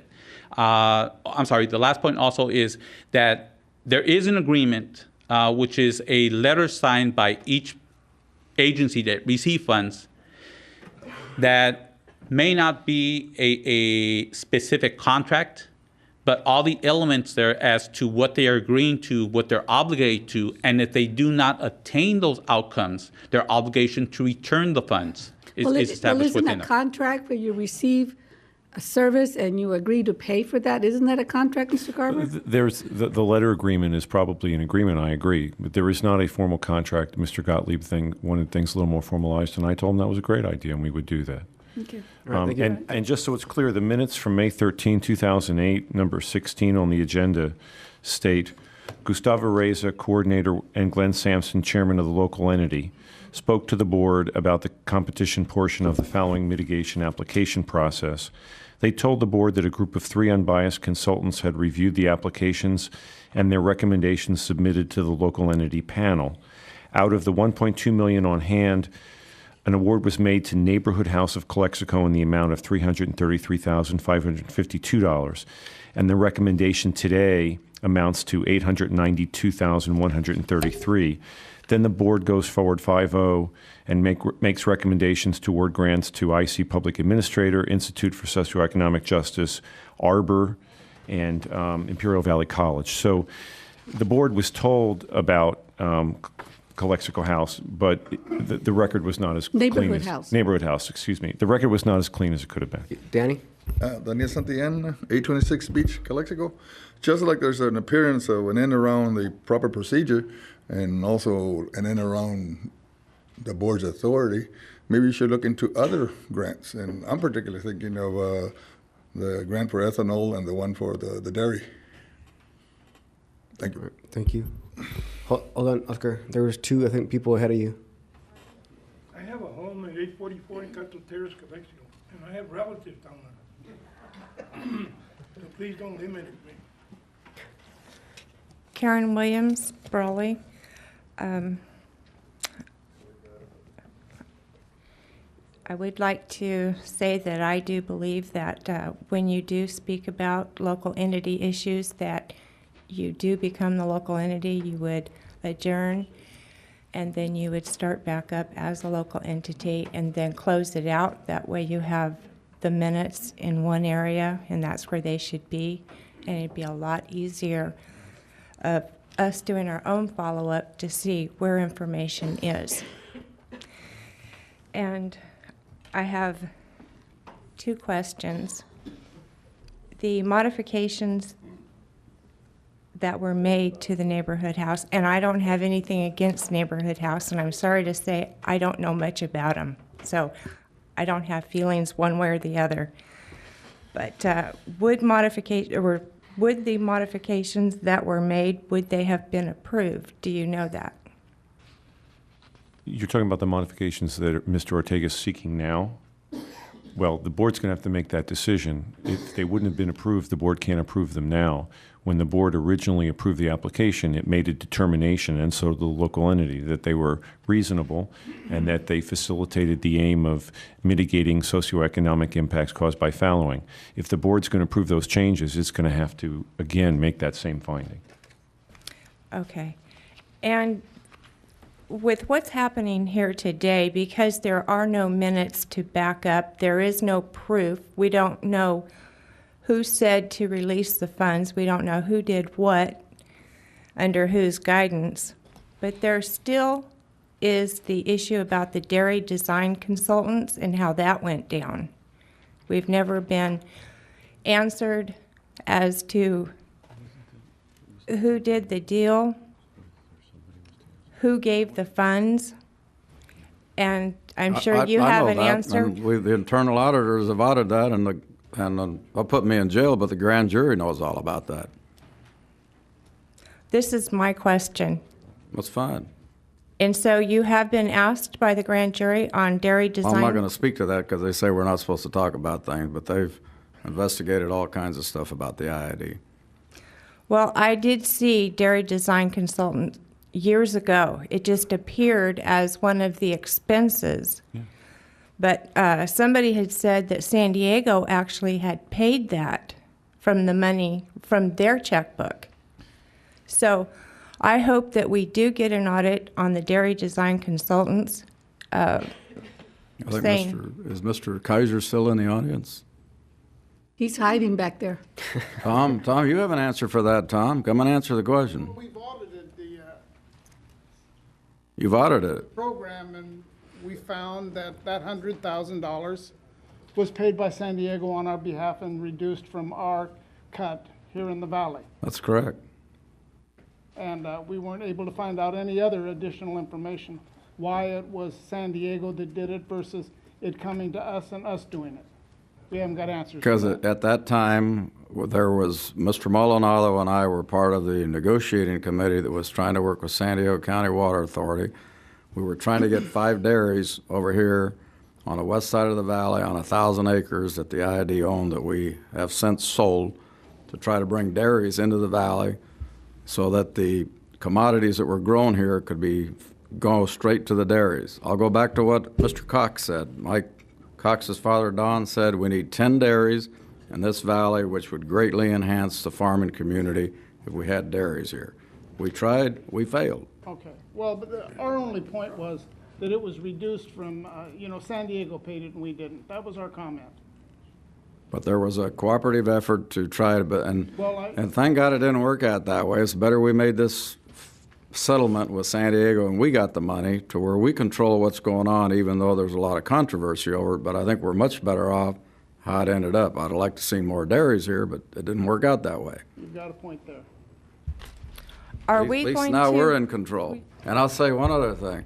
I sat on this local entity committee when there was about 15 people around here trying to make decisions. And Karen, you sat in the audience for over a year and we did nothing. I We know. got nowhere. We argued. It was crazy what went on. So now at least the IID's in control and we're trying to do things in a proper manner. Is there going to be an audit where everything is spelled out, all the money, where the money went, perhaps with dates of deposits of the money, interest? I mean, just a full recap. I got it. Hey, we got internal auditors. They can audit anything they want. If there's a question, audit, make it transparent. Excuse me.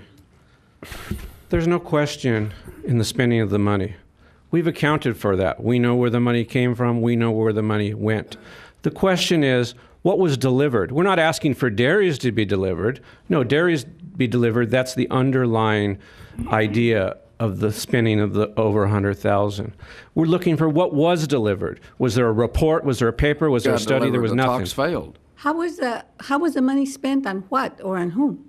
It was spent for some engineers and some giving tours, and I don't recall exactly. I don't have those papers in front of me. We have them at the There was office. a design done out on 1,000 acres to make that a dairy park, to bring 5 dairies in there with a joint water system and everything so everybody could handle it. And the talks fell apart. So basically, the design that was for that, the money got wasted because it never produced any fruitration or results. Well, we didn't know about this Got study. the design somewhere. Well, Director Now we know Mandel, more than when we that was- started. That was the issue that You guys asked me questions, and I gave you guys answers on exactly what you're asking now. I think I talked to you, Tom, about it. You and I had a conversation on it. I told you my views on what happened while I was there. I think we're moving away from the neighborhood house. These are all very good questions, and I think there a lot of information was being transparent as far as the dairies. But that's an interesting. We can make it and do it as another item later on. I think Orby had the last comment on the neighborhood house. One real comment in reference to what Karen said. Would these modifications make a change in the outcome of the score that Neighborhood House received? Of course, I cannot speak for the 3 reviewers and scorers of Neighborhood House proposal, but there is no change, significant change or change in the outcomes that proposal promises. The only change, the modification, is in the manner they achieve the results, which in my consideration, would not have changed that score at all. Okay. It would have changed had the outcomes been different. There might have been a risk there of changing that score. The results will be the same. Okay. Okay, Orby Hanks, I think there's not a person in this room that attended more local entity meetings and was probably very few that was here when it started. This thing is very confusing. Amen to that, Arby. One thing that has been said here, and I think we've got a confusion. If Cliff Hurley was here, I'm sure that he would be the first one to step up and say, you all are out of order. Put that into a local entity meeting and then let you get on with business. And what we're talking about here with the neighborhood house, typo or whatever it is, I was just talking with Tom, and he says that the amount here is correct. There was some $200,000 left over. We've never been able to find out where that went. I hope you can put that in your notes and let us know about it. But when you come back, I think you need to review what you've got. The only question that I see that Neighborhood House here has, and I think it was covered in the original deal, the non-competitive part was given to people to do with however they thought, the competitive part, however it would fit the needs of the valley. It had absolutely nothing to do with the farm service providers and their workers and all of that. That, as far as I recall, that was why it was sorted out. And I think if you go back and check the records, what Oscar is asking for is just to up the ante of what he can do with the money. And I think the other people that are in on that deal did not have to go back and put it with the land or with the following program. That was outside the deal. Check that very closely, and in remembrance of Cliff, make sure you discuss it under the local entity next time. Thank you. Oscar Gonzalez. I was born and raised in Calexico. I still have a home, 844 Encanto Terrace, and it's under my name and my ex-wife. I have a home in Ensenada too. But by the same token, I don't know why white people are so hung up on trying to do audits. And, that's why Cesar Chavez, Corky Gonzalez, Tijerina, Angel Gutierrez never asked for federal funds because white people always wanted them audited every year. Every year. You're spending money. If there's doubt that somebody's ripping off, audit him. Why spend money on it? Those are expensive. I've known Mr. Ortega since we were in the first grade. We used to belong to the same club at Neighborhood House. We cooked, we learned how to make cookies. We used to go to Salton Sea, Dead Sea. Neighborhood House has been there since the 1940s, if I'm not mistaken, Mr. Ortega. And I was a director at one time of Neighborhood House before I became the affirmative action officer, believe it or not. And when Richard Ortega took over, that program has skyrocketed. There isn't a program as successful. Social services probably does a better job than the welfare department. And they do it for less money. They ask for donations. And this man right here, I've known Richard. I'm not going to say he's a saint. I'm not going to say he's perfect. But Richard Ortega, of anybody, I wouldn't trust Jack Ortega. I used to be a member of the CCAC, and I was a treasurer. The industrial park, Oscar Gonzalez was a treasurer at 22, and I left in 1986. I was a member of that too. No, I'm not ripping off anything here. But there was everybody was involved at that CCAC. I've been involved in a lot of organizations. But one man that I trust when he was a councilman that never took movidas was Richard Ortega. And Richard Ortega has said, wait a minute, let me finish. So when you question if there was an accounting error, I know it wasn't him and it wasn't his organization. And if it was inadvertently, it wasn't delivered. Let's correct it. And, with a water transfer, I don't know. This lady said, I've never heard of neighborhood. Well, I had never heard of the Stockman Club till I ran Don Cox, may he rest in peace. I had never heard of the Stockman Club. Why? I had never been amalgamated with farmers.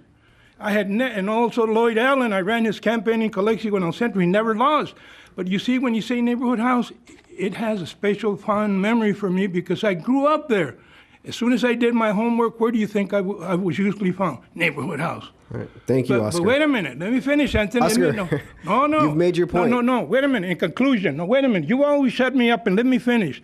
And I think Mr. Ortega deserves more than that. You see, you've been dishing out monies, social services, gringo white monies. Wait a minute. And Mr. Ortega, I was just appalled to know that he applied for $300,000. If he asked for $800,000, denle 2 millones, hombre, because he services more people per capita than the welfare department. And if this gentleman shepherds that money, you better believe that he's going to triple the services with $3 million.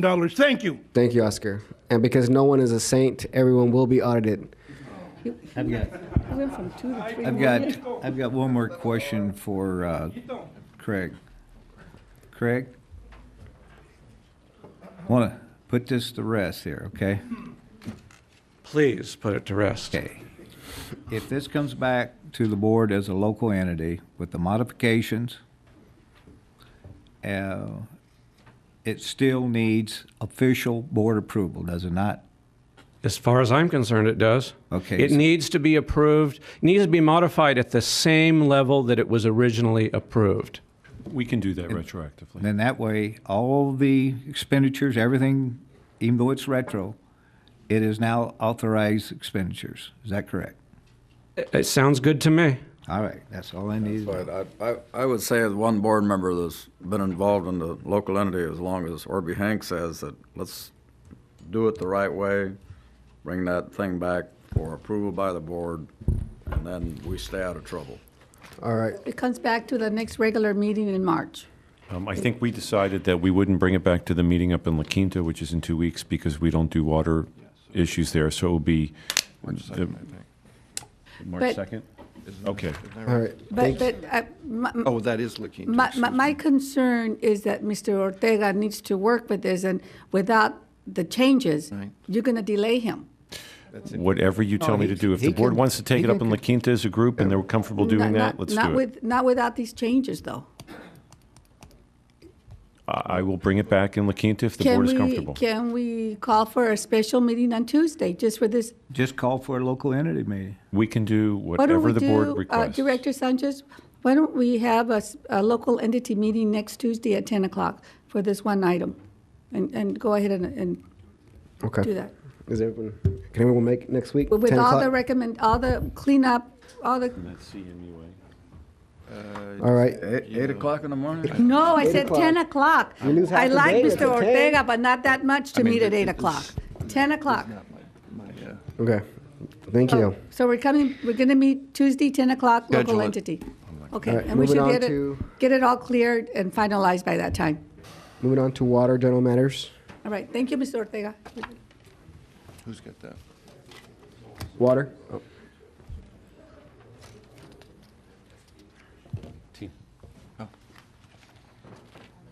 Hi, Tina Shields, Water Department. I have 2 quick updates on transfer projects, and then I think Carlos is going to speak on your service pipe question.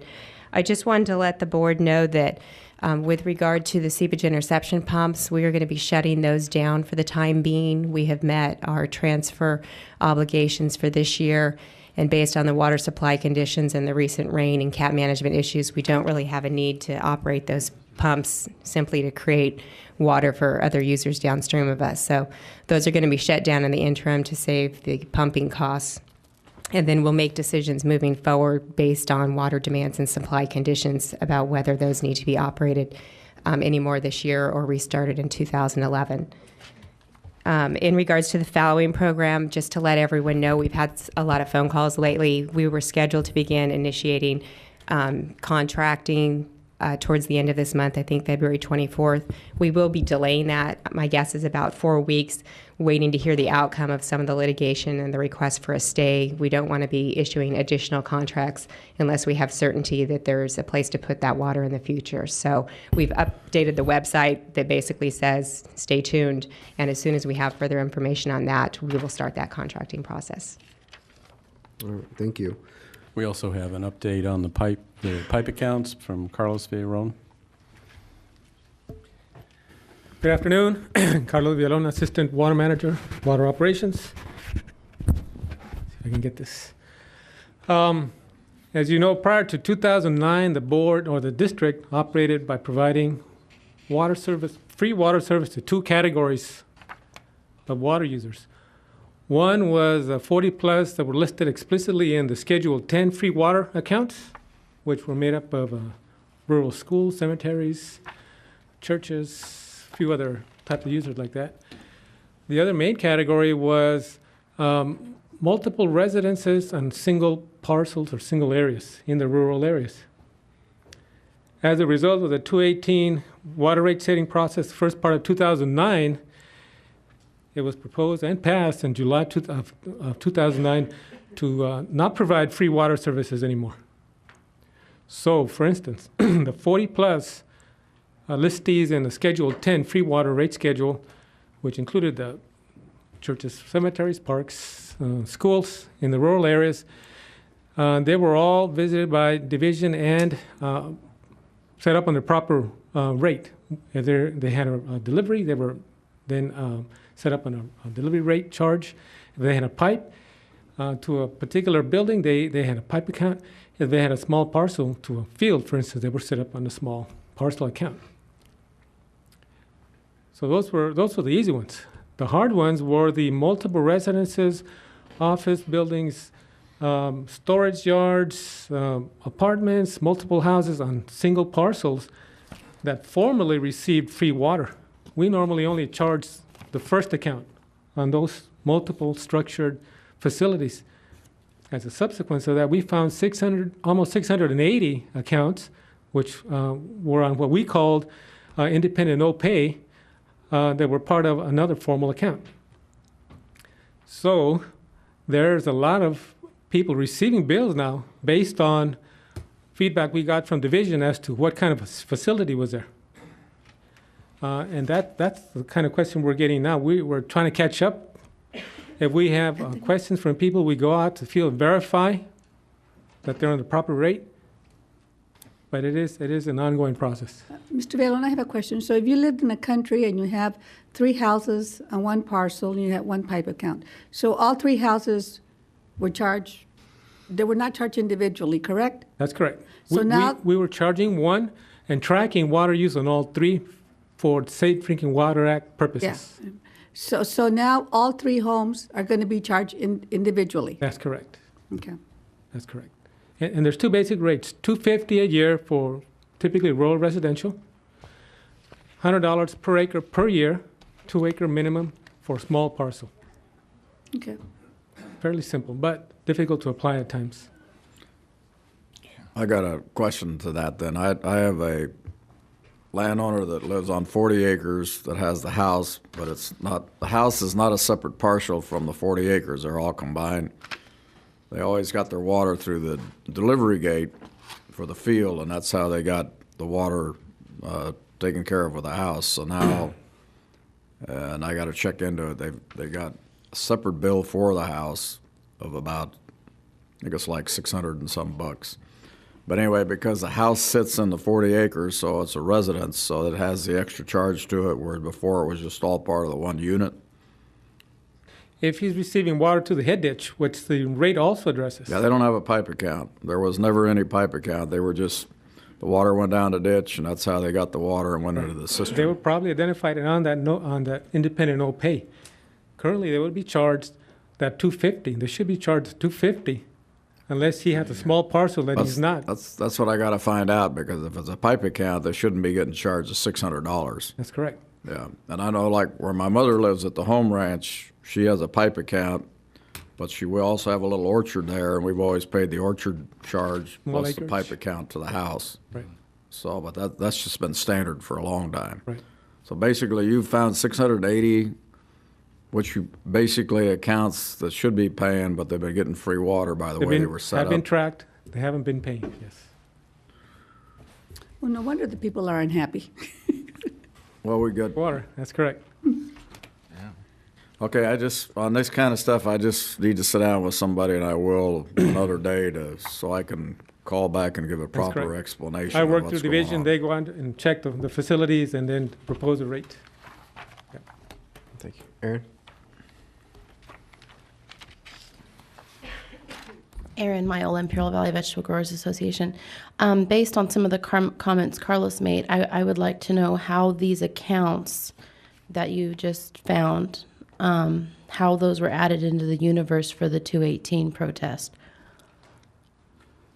Because at the time, you'll remember, I asked multiple times what your universe was, and you would never give me an answer.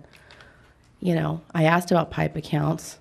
I received a 218 protest to be filled out at my residence, and I don't have a pipe account. So how many other people did you count in that universe? You guys never answer that question, and it's going to haunt you. It's going to keep haunting you when this kind of stuff comes up. And I want to know, how did all these new accounts get added into your universe, and did they? Jeff's usually able to talk circles around me, but it's interesting today, he's pretty silent. Because I don't understand the question. But Why do you retain this guy? He never 'cause I understands don't, my questions. and we're in litigation about it That's right why now. we retain Let him. me think That's what makes about him it, good. and I'll come back. Do you understand me? No. Let me think Okay, about no, it, no, and no, I'll no, come no. back at the next Okay, board meeting with an answer. I will make it very simple for you.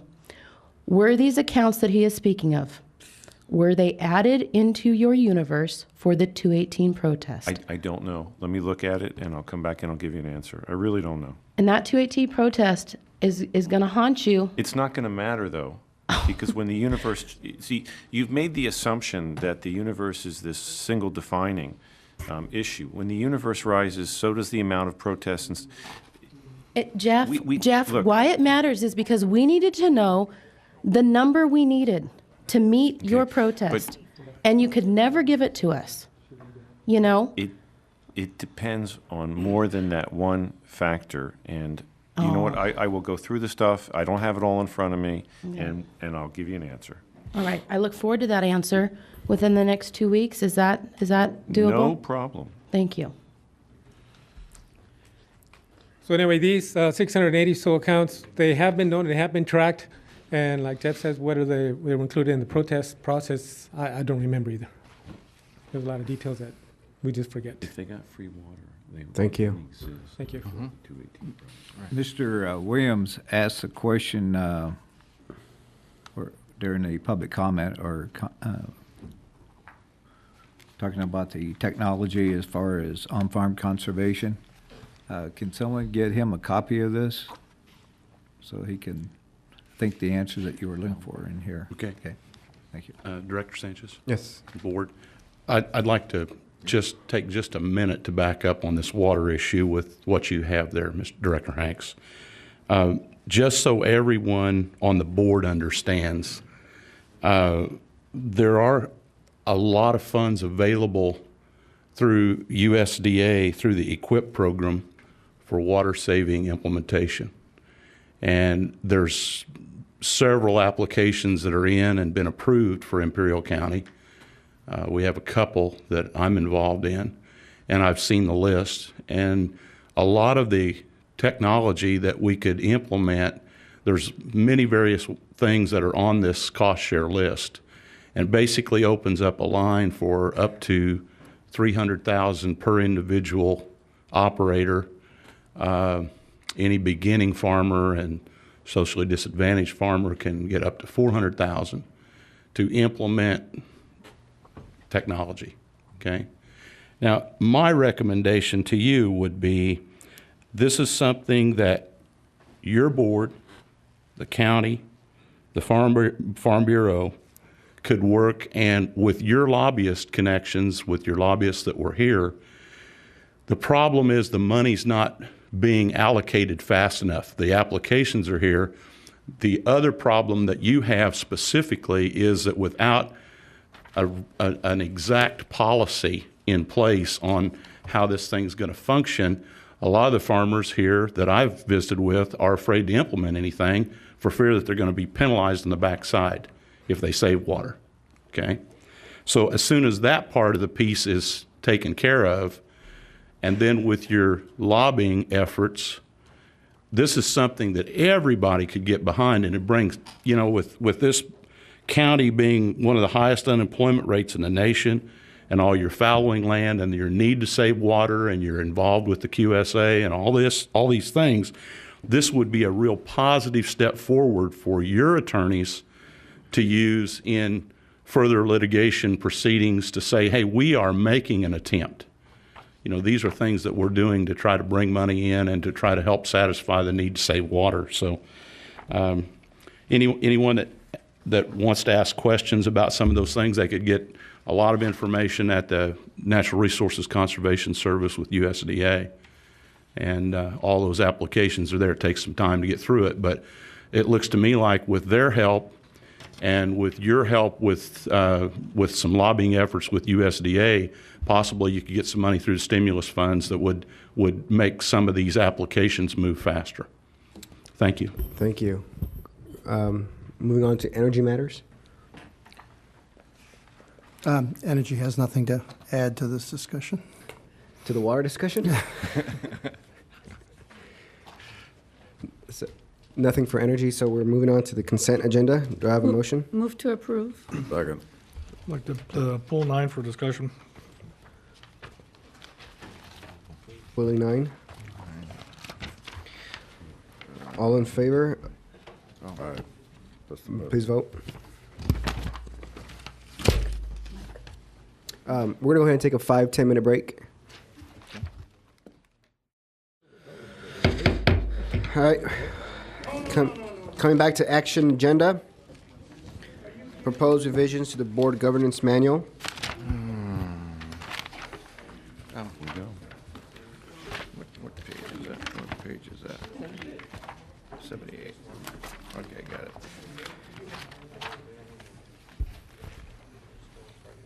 This is Mr. Kaiser's item?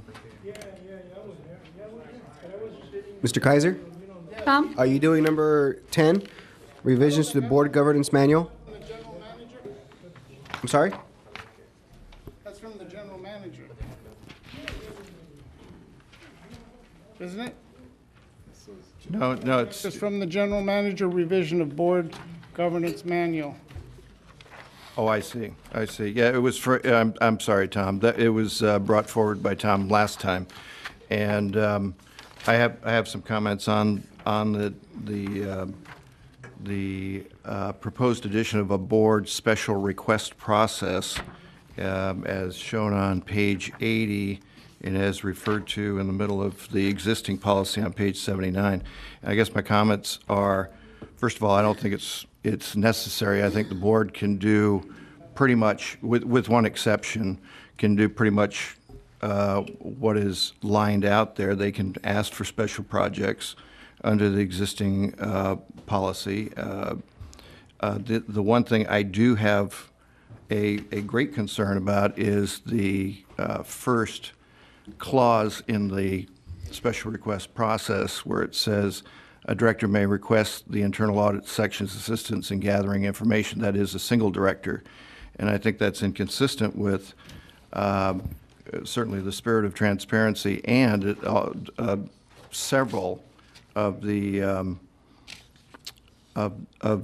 current board policies. Board G3, board job description, says a board director shall not act alone in giving direction to the general manager, general counsel, or internal auditor. The policy B1, which is unity of board control, where it says only decisions of the board acting as a unified body are binding on general manager, general counsel, internal auditor, or other district staff. There is already actually the section B and this is on page 84 of policy B1 says, in seeking clarification on informational items, a director may directly approach district staff, which I assume would include the internal auditor, but the proposed change greatly expands that, and then I think probably the last one I'd refer to is that both on EL6, which is executive limitation, and EL1, it's my responsibility to inform the board on anything that I think is not a standard business practice or the you know, the way to conduct business. And from my perspective, the requests from individual directors that come to the staff, whether it be to Tom or to myself or to Jeff, when we do respond to that director with the information, we always make sure all the directors get it so that everybody has the same information. So from my perspective, I would not recommend that the policy B6 be modified as it is right now, as it is suggested right now. And also, I think that the board and the internal auditor have pretty much all the latitude they desire to interact. And my issue is maintaining that transparency. I would request that the internal auditor and the general manager get together and go over these. But I also think there needs to be some type of provision. If you look at B, it says requests requiring substantive work in order to produce a response need to be supported by a minimum of 3 board members. There needs to be a formal process where we can handle that request instead of polling the board, because I think that creates a problem. Yeah, I agree. So if it was, if it's a matter with a personnel issue, it would need to be a closed session placed on the agenda for you. If it's maybe, I don't know whether it needed every board meeting, but once a month or something, that we'd have it agendize, a place for you to give us a report, or if we have something we want to bring forward.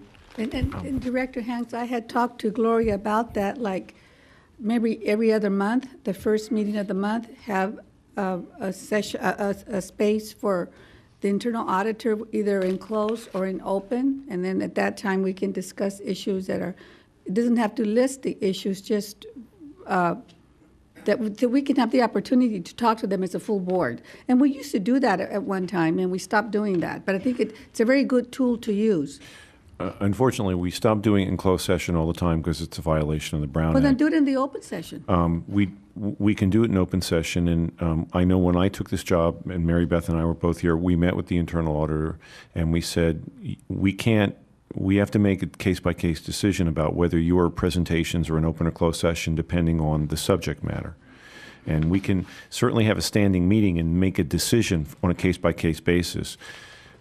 We can't, though, agree ahead of time that all the meetings will be in closed session because that may not satisfy the Brown Act. Well, then, my recommendation is like we have energy matters, water matters, and sometimes there's nothing to report. Have internal audit matters. And, you know, you have something to discuss, we will. If not, we'll just move on. But we need a place in the formal agenda for they to talk, for the auditor to talk to the full board. And it's important that we do that. Sure, that would be fine. Well, how are we going to do that? I was just told that we can't do that by Mr. Garber. No, in closed session, you can. In closed or open, depending on the subject matter to be discussed. That's the problem, is you can't schedule a closed session meeting without giving Brown Act notice if you don't know what the subject is. I'm not talking about closed session. Oh, well, that's what Mr. Kaiser Well, if he just has said. something for closed session, all he has to do is just give you a call and you'll put him on. Correct. Yeah, but I would like for the internal auditor to have a space on the agenda under, like, we have energy matters, water matters, And open. internal auditors department matters. That's fine. If they have anything to report or not, and Yes, that would be open session. All right. Be part of the agenda. That's good. Is that suitable to you, Mr. No, Kaiser? I'd prefer not to do that. Well, I want you to do that. But I would like for you to do that. Well, okay, if you want me to Would you do that, it, I please? will. Well, let me ask you this, Mr. Kaiser. If I came to your request for consideration of an audit item outside your regular approved list, and you need a majority of the board to move forward, how are you going to get that authorization? Well, I'd have to poll you. I'd have to call you. And what happens is... Why can't you agendize that item for a board meeting? And Well, that's what we're saying. That's, as it is now, we have a process The only way we can get it done is to violate the Brown Act, and we need a formal process so that we can do that. You know, Well, evidently, there's a lot of violations of the Brown Act. If the power manager's in there, if the energy manager is in there, whoever is in closed session to talk with you individuals, there seems like a series of violations. Complying with the we're Brown going to Act correct my violation. That's fine. Complying with the Brown Act is a constant battle, and there are only a half dozen Brown Act safe harbors, and it's never easy, but we've managed to do it so far. I agree with what you're saying. Put it on the agenda. To make these He's meetings, got something, he can come to us. It's as simple as that. To make these meetings more businesslike and more efficient, my recommendation is to have internal audit department once a month, the first business of the month, have it there with water department matters, energy department matters. If there's anything that you need to talk about, we will. If there's a certain issue that we know is closed session, then you put them in the closed session agenda. And we should know that before the meeting. What's so hard about doing that? We can talk about it and make a decision at the next meeting to have a closed session. Exactly. But we Or the need, meeting after. But we need to have communication with the auditors where the whole board can talk to them, and it should be on the open session as part of a regular meeting. Agreed? Right. We'll do that. Whatever you say. Thank you, Mr. Kaiser. All right. And Okay. if you need one more vote, that's fine with me for direction. Moving on to action agenda number 11. Acknowledge receipt of audit report submitted by internal auditing section. Good afternoon, Board Directors and President Sanchez. I'm Francis with Internal Audit. We're reporting on two internal audit reports. The first one is our Cash Customer Service Center audit report. We conducted unannounced audits to the 5 different service centers, and we identified immaterial discrepancies and reported those to their corresponding supervisors. And we have made a couple of recommendations, and those recommendations were agreed to by responsible personnel in the department. Would you like me to read those, or are there any questions? When you said that one of these didn't balance, what is your tolerance for it's just a few, you're talking? We're talking under $10. Okay. All Under right. $10. Okay, thank you. Okay. So again, we made a couple of recommendations, and they agreed to implement those recommendations. Okay. Okay. Thank you. Okay, the next one's our Visa P-Card program audit. And in that report, we give a little bit of data information in respect to how much was spent. We note that first quarter, 75% was incurred for travel and training, and the second quarter, 83% was incurred for travel and training. And I just want to point out that that's the design of the program. It was put in place for that purpose. And we provide a couple of recommendations based on the observations. And again, responsible personnel have agreed to these recommendations. On one of them, we will wait a little bit just because it's a new policy. We want to see what else we observe between now and possibly the next the next policy revision. Are there any questions on that report? Are these expenses that, like for training, hotel, and all that, are they Exactly. comparable to other utilities? Are we in the same ballpark? Do you know? I'm not sure about that, but I don't think that in most cases there's a choice because of the selected location. So they're really, the location is selected by the training that they're attending, and you have to stay and eat at the most effective and look. Okay. And being so far removed that anytime you want to go to Sacramento, it's usually like a 2-day thing, because by the time you drive to San Diego, get on the plane, go over there, and then have to come back. It's Exactly. yeah. Exactly. Director Sanchez, I move to acknowledge receipt of the 2 reports by Internal Audit Department. Second. Please vote. Moving on to Thank number you. 2. Moving on to review, accept revisions to community involvement policy.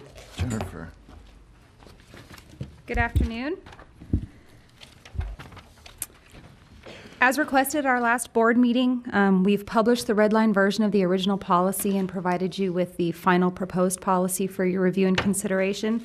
Before we highlight those changes, I would like to emphasize that it's not the intention of the policy to cut back on community activities that enable our board to interact with the public, but rather to focus our resources where they will be better utilized and provide the greatest benefit to the communities that we serve in the Imperial and Coachella Valleys. With that said, again, it's at the board's pleasure. Would you like me to highlight the changes, or do you want to skip directly to questions? You had mentioned at the last meeting about subscriptions for magazines for staff. Did you? No, not subscriptions for magazines for staff. What it is we're requesting that we remove the provision that allows for the district to pay for employee participation in service clubs, charitable organizations, and things like that. We encourage their participation, just not for the district to Is pay it in for it. here? Yes, it is. But where is that? It is on, let me pull my other one here. It would have been under policy and procedure number 1. It would be D, membership dues for employee participation in business, charitable service, and community organizations. Within that section, we are also requesting the removal of the provision for in-kind services. What page is that? 97 of your board packet.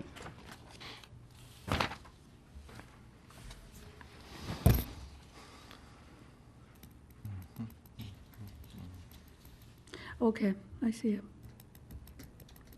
One of the other major changes is removing or changing the role of responsibility from the Community Relations Office into the General Manager's Office to provide for greater oversight of these funds in terms of how they'll be allocated and how they'll be spent.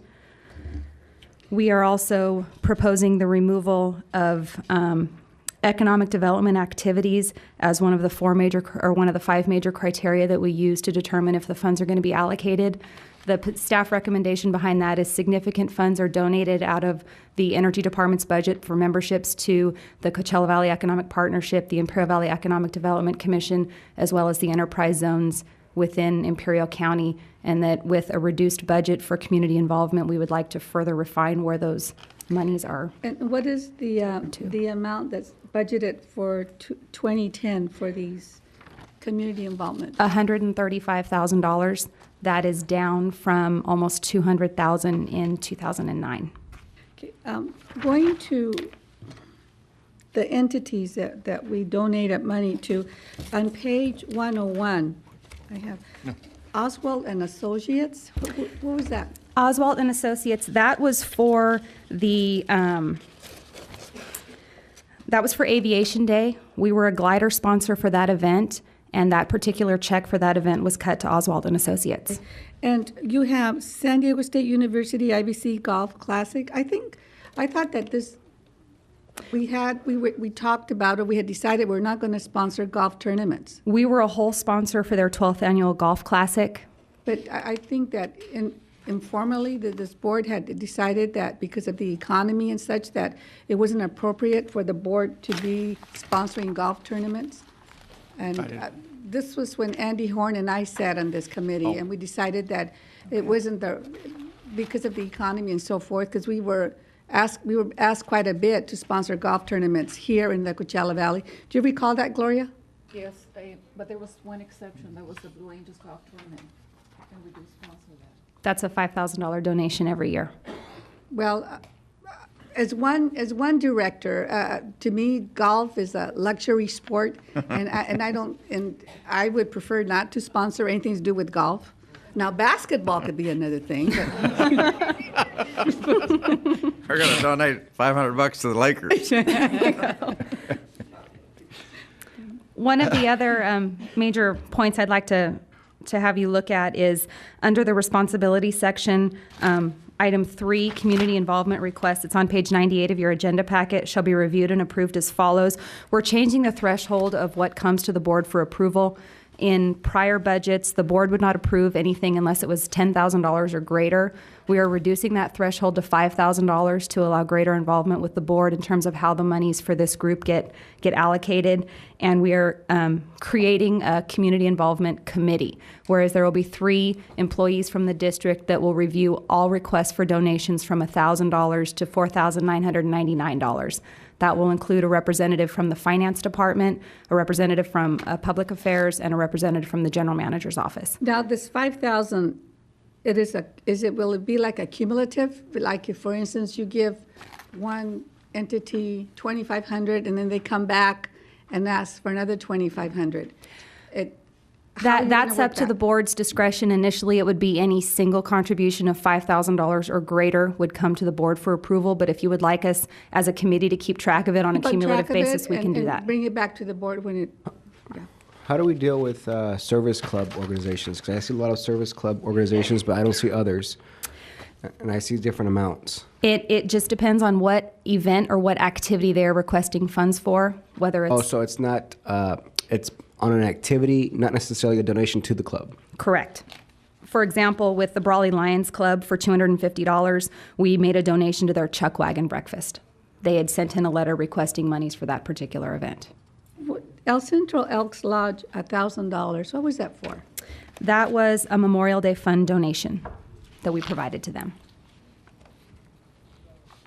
El Centro Downtown, what was that for? That's the Blue Angels golf tournament. Ah, you $5,000. camouflaged it. You didn't put in golf tournament. You didn't want me to see that. The organizations that you see are who the checks were actually issued to. Well, again, I think we shouldn't be donating to golf tournaments, no matter who it is. Be careful, because CoLab has golf tournaments, and Aaron's sitting out there. We don't donate. Hell, we donated to the Imperial Valley Growers Vegetable Association annual stag barbecue. We weren't even acknowledged at their dinner. And one last thing. One last thing I'd like to point out is that under item 4 on page 98 of your agenda packet, under standard amounts, we have proposed that to ensure consistency and fairness in terms of how these funds are allocated, there have been concerns expressed in the past that we are not fully supporting all of the communities that we serve, that we are more heavily concentrated in certain areas of the valley. And so we will be asking the general manager to work with staff and determine standard amounts for each division in terms of how those funds will be allocated. That's a good idea. And it will be dependent every year upon the funds available, and we will ensure that the entire community in both the Imperial and Coachella Valleys are supported. And you're going to bring this back to the local entity? If Stella didn't want to use her money, can she throw it to our division? It would not be at the discretion of each board member. It would be at the discretion of the committee to be able to ensure geographic fairness, that as requests come in, we can make sure that the monies are awarded to all of the areas that we serve and not just one particular city or 3 particular cities. You know, I like the change that you made where the committee will not be made up of any of the board members. I think that's a good idea. And Greg has suggested that Belen Valenzuela be the representative from the finance department to sit on the committee. So who's going to be on that committee? Belen and who else? Belen, Gloria, and then either myself or Kevin or Patrick. Okay, cool. Don't give Patty likes golf. Hey, I'm serious. We shouldn't be sponsoring golf tournaments. All right, do I have a motion? I move to approve the suggested changes to the policy as presented, excluding golf tournaments. That's my motion. Substitute motion. Excluding golf tournaments. You're not going to get a I don't think we should sponsor golf tournaments. But sometimes they're for good Those come causes. up once in a while. I don't believe. You go ask the ratepayers that are having a hard time paying, they have a hard time paying their power bill, that they're sponsoring a golf tournament. No, but it's usually for a fundraiser of some type, right? Some like, aren't they? Isn't that how Motion organizations stands. Either raise second money? it or not, or go forward. My motion No stands. second dies like a second. There's no second, so it dies like a second. Is there another motion? Make it right up. I just move that we approve the policy, the suggested changes, approve the policy as presented by staff.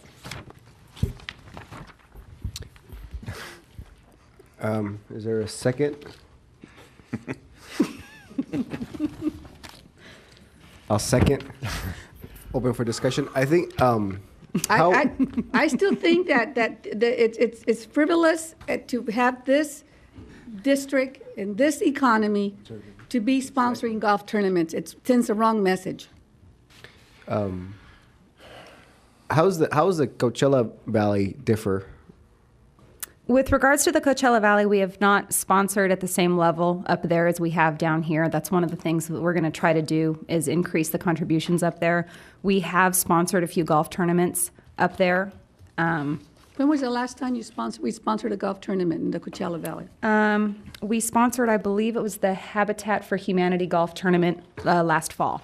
And that was... Son of a gun. That was a $600 donation, if I remember off the top of my head. I will... As a matter of some clarification, and given that... I'm sorry, $2,600. Given that you are surrounded... $2,600 for by a a lot of golf golfers tournament? here, in many cases, it's a genuine charitable event, and what they ask us for is a prize, a raffle prize or something like that. It's not like sponsoring the entire tournament. You mean a prize costs $2,600? No, usually not. Well, this is what they do. You know, I know. But that's often what it is. It's usually not the golf. The event is supposed to raise money, and I know this because we did some charity events to raise money in Anaheim, and the purpose was to raise money for the event for the charitable good, and most of us contributed the door prizes. But the bottom line is that the golfers pay the cost of the golf. And more than that, and what they usually ask for is some sort of door prize. Sometimes it's $50, sometimes it's $200, sometimes it's more. Stella, maybe the question we should be saying is, the limitation is an employee can only play in one golf tournament. No. If the throughout the employee year. can play as long as he wants, as long as he pays his fees or her fees. I kid a lot when I'm on the board and so forth, but I'm really serious about this issue. I truly believe that that the district should not be sponsoring golf tournaments to the tune of $2,600, to the tune of $1,000. As a ratepayer, it doesn't sit right with me. So there you go. Whatever the board's recommendation is, the committee will follow. I would just if it passes, people who are involved just to be mindful of the money's being spent and make sure the money is going into a charitable organization. So, Director Sanchez, you think spending $2,600 to sponsor a golf tournament? Well, it goes into the fund of Habitat Humanity. It's the same thing as just cutting them a check, but they have fun doing it, right? I'm just saying that our workers shouldn't be going out there and playing golf at all the golf tournaments. Yeah, so there's a first and a second. Please vote.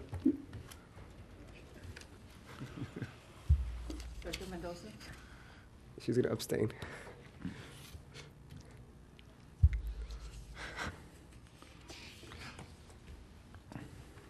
Thank you. We're going to give you as the prize to the next golf tournament. Give me as a prize. They're going to hang me by my toenails. Moving on to the proposed whistleblower policy. That's right. Okay.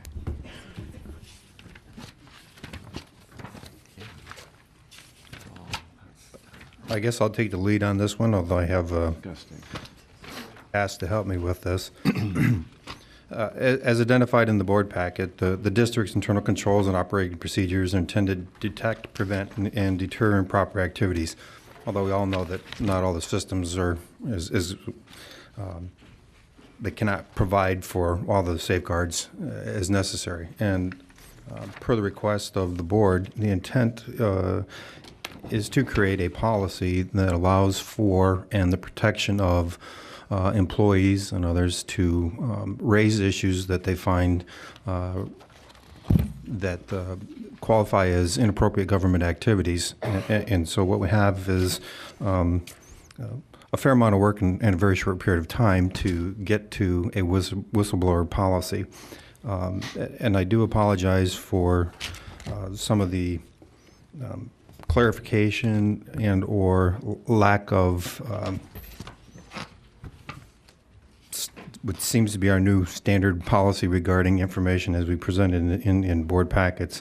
I understand that there was a request for a red line version, and I apologize that there really wasn't a red line version because it was rather difficult to create one, having that, you know, if the expectation was we were going to be following the document that had been created by the audit department. I take responsibility for not using that document and rewriting a document and incorporating pieces of what they had into the one that I had created that was not in the last board packet, but it is one that we used in moving forward. Subsequent to that, we also had the name of the group. Courier and Hudson review that document, add some pieces to it. Mr. Campbell, with all the attorneys we have on staff, we're contracting this piece of work out to an outside attorney? Well, their job is to provide, they are labor and government entity consultants, legal, and their responsibility is, you know, making sure that we are consistent with California Labor Code and with And our esteemed colleagues can't figure that out for themselves? Well, the problem Mr. is Taylor worked on that, but Courier and Hudson is well-versed in that. And the problem with this policy is it ties into all our other harassment, termination, discipline, retaliation policies. It's much more complicated than anybody wants to admit, and it's got to be done correctly.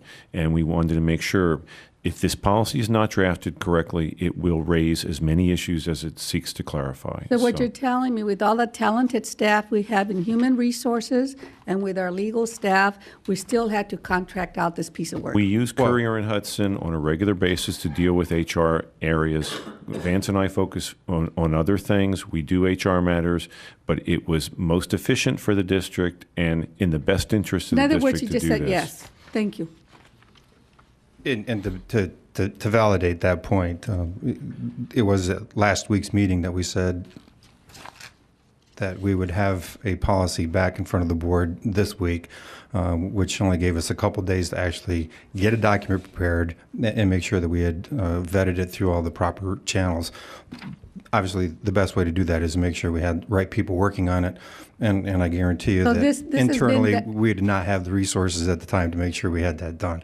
However, that which was returned back, I did make some modifications to it, put it in the standard policy format as policy by the board adopted last year. So a lot of changes in what it looks like from any of the documents that had previously been seen. But I think in reading through the components of it, both the pieces that I believe were important from the internal audit group, the pieces that I had put into the draft that I had sent to the board previously, plus the information that came back from our outside legal, we now have, I think, a very good policy that identifies our responsibility to provide and enable staff to identify inappropriate government activities and put all the pieces in that allow for the protection of those individuals that either are reporting or engaged in an investigation with a reported activity. So this policy has been validated? I believe that it is consistent.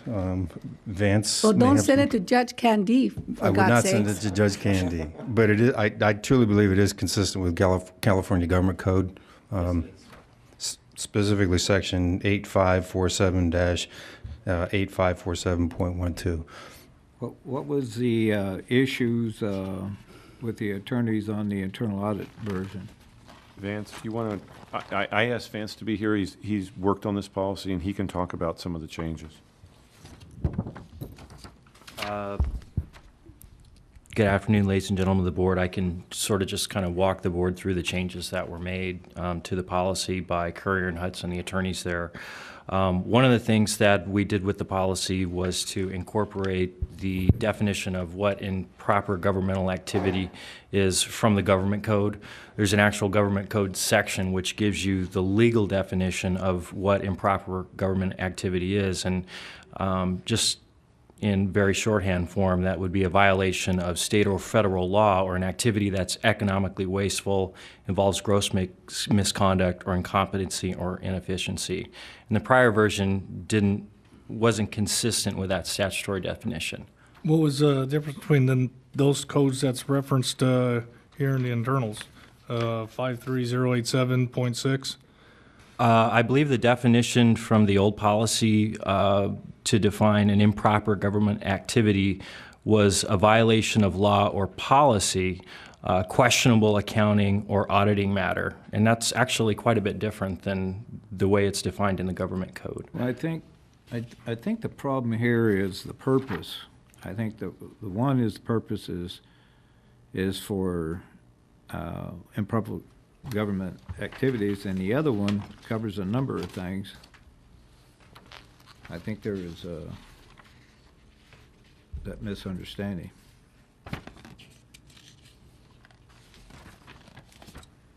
Shouldn't this one also have, and is derived from the California Whistleblower Protection Act, California Labor Code Section 1102.5? Shouldn't it include The first that? policy was not consistent with the law. It created whistleblower protection for a variety of functions that are not provided under the law. Why wouldn't we want to be consistent with the law, since that's the protection that's provided? The first policy was not consistent with the law. The policy that's been revised is consistent with the Okay, law. well, what is it consistent with the California Whistleblower Protection Act, California Code Section? Is it consistent with that part? That's actually the government code. That's a mistake, I guess you would call it. The California Whistleblower Protection Act is actually in the government code as opposed to the labor code. And there's a whole series of statutes there, and we've used that to incorporate the appropriate definitions for improper government activity and also what a protected disclosure would be as well. The first policy identifies the law, then it goes on to provide definitions that are not consistent with the law, which would create problems down the road with regard to whistleblower law and would be inconsistent with our other policies. You don't want to give people statutory protection for things that are not identified under the statute. Well, let me ask you this. Let me just go down the list since I've been on the board. One of the first one was, concern I had was the negotiations that were taking place on the Sunrise Power Link. There were some issues there, which triggered a prudence review. Okay. Based on information that was provided to this board, the second provision wouldn't have applied to it, but the first provision would, and it would have been very detrimental to this board as realized in the prudence review and the action that we took. The compliance issue came forward, and we asked about some of the compliance with FERC, and we were told it might be just one, okay? But information came forward and says, look, we got a big problem. Now, that doesn't apply under the second one. It does under the first one. So what we're looking at and what you guys are looking at is you're looking at a very narrow scope. I'm not so sure that both those things wouldn't be defined under Section 4A of the second policy. But you made it very clear to me in closed session that it didn't qualify, Jeff. Look, I don't know what we were talking about in closed session. Well, I know. But I do know that there is a danger in creating whistleblower status under a statute to things that are not defined under the statute. Jeff, you made it very clear to me that the individual that I brought up didn't qualify under the whistleblower statute as pretty much as you're saying here, because you had the same attorneys advising on it. If I know what you're talking about, I'm not going to respond because it was closed session, but we were talking about two different issues. Well, what we're looking at what's best to protect the public utility here. It belongs to the public, and we're looking for a policy. We're not looking at just to make it narrow definition that you're seeking. We're looking at something wide so that if it's a violation of a safety policy or something, it may not necessarily be a a penal violation, but if someone's going to end up getting hurt and it's not coming forward, and then the other objection I have with the procedure that's reported, it's going to go to a supervisor. It's not going to go anywhere. Well, Those are the issues. to I address have. both those points, again, Section 4 definitions, improper government activities is almost word for word from the California Government Code, which is the ruling document for state agencies, which again the district is. The changes are appropriately in that first sentence, an act of undertaking by the district or an employee. I did change that from the actual government code, which says means any activity by a state agency. So I made it unique to the district. So where it said state agency, I replaced that with the district. And I believe that the points that you were concerned with are in fact covered, that as we read through that, but not limited to corruption, malfeasance, bribery, theft, misuse of district property, fraudulent claims, fraud, coercion, or willful omission to perform duty, or two, involves gross misconduct, incompetency, or inefficiency, or is economically wasteful. So I think that it creates a very broad texture for individuals to make, create reports. And again, the piece on the reporting part, consistent with the government code, and I think even above and beyond that, California code actually directs individuals to report to the state auditor. And obviously that's not in our document, but we're allowing, kind of a chain of command, but does allow for, and is consistent with the language that was used from the audit report, from the audit version, that whenever possible, employees should seek resolve the concern by reporting them directly to the supervisor or next level of management. So that was lifted from the version that was presented by the audit team. But we've also, incorporated in there, as well as in the audit version, that for anonymous purposes, that we specifically include the hotline number, and again, it's how do we get the information in, and then what do we do with that information, and how we process that. I have a comment. I'm not sure if maybe it's something we need to look at. I'm not really sure what Director Hanks and Jeff were talking about. But I'm not sure.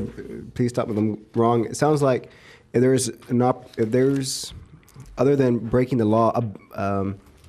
For example, if a secretary should have 2 pencils instead of 1. And here comes an employee saying, we shouldn't be buying 2 pencils, but we should only have 1.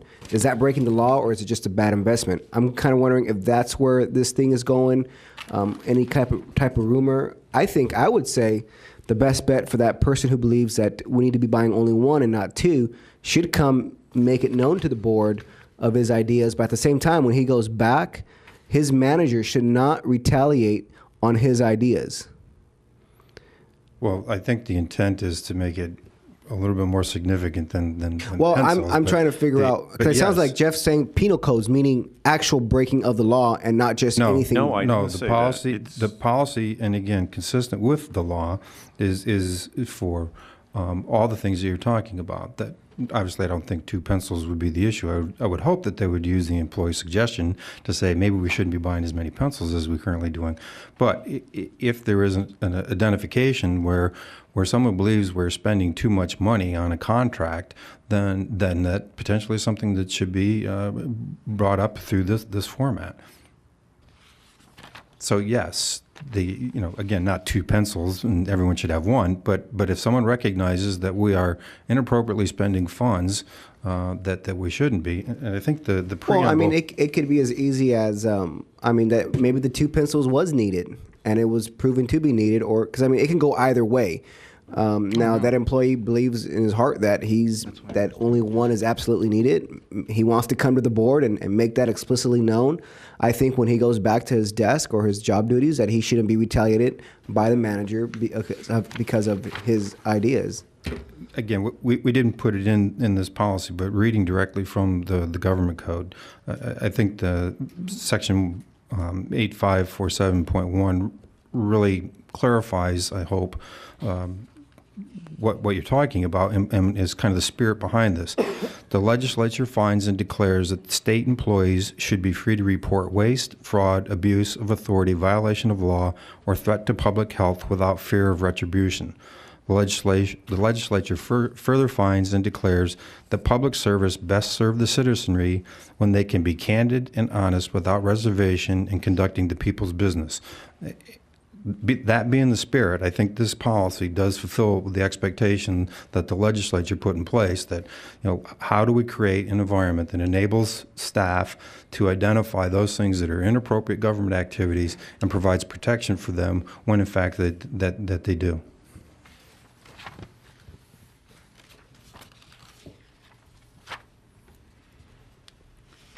Would you say this thing needs to be worked on some more? I think it's in compliance with the law. Do you have any comments, Mike?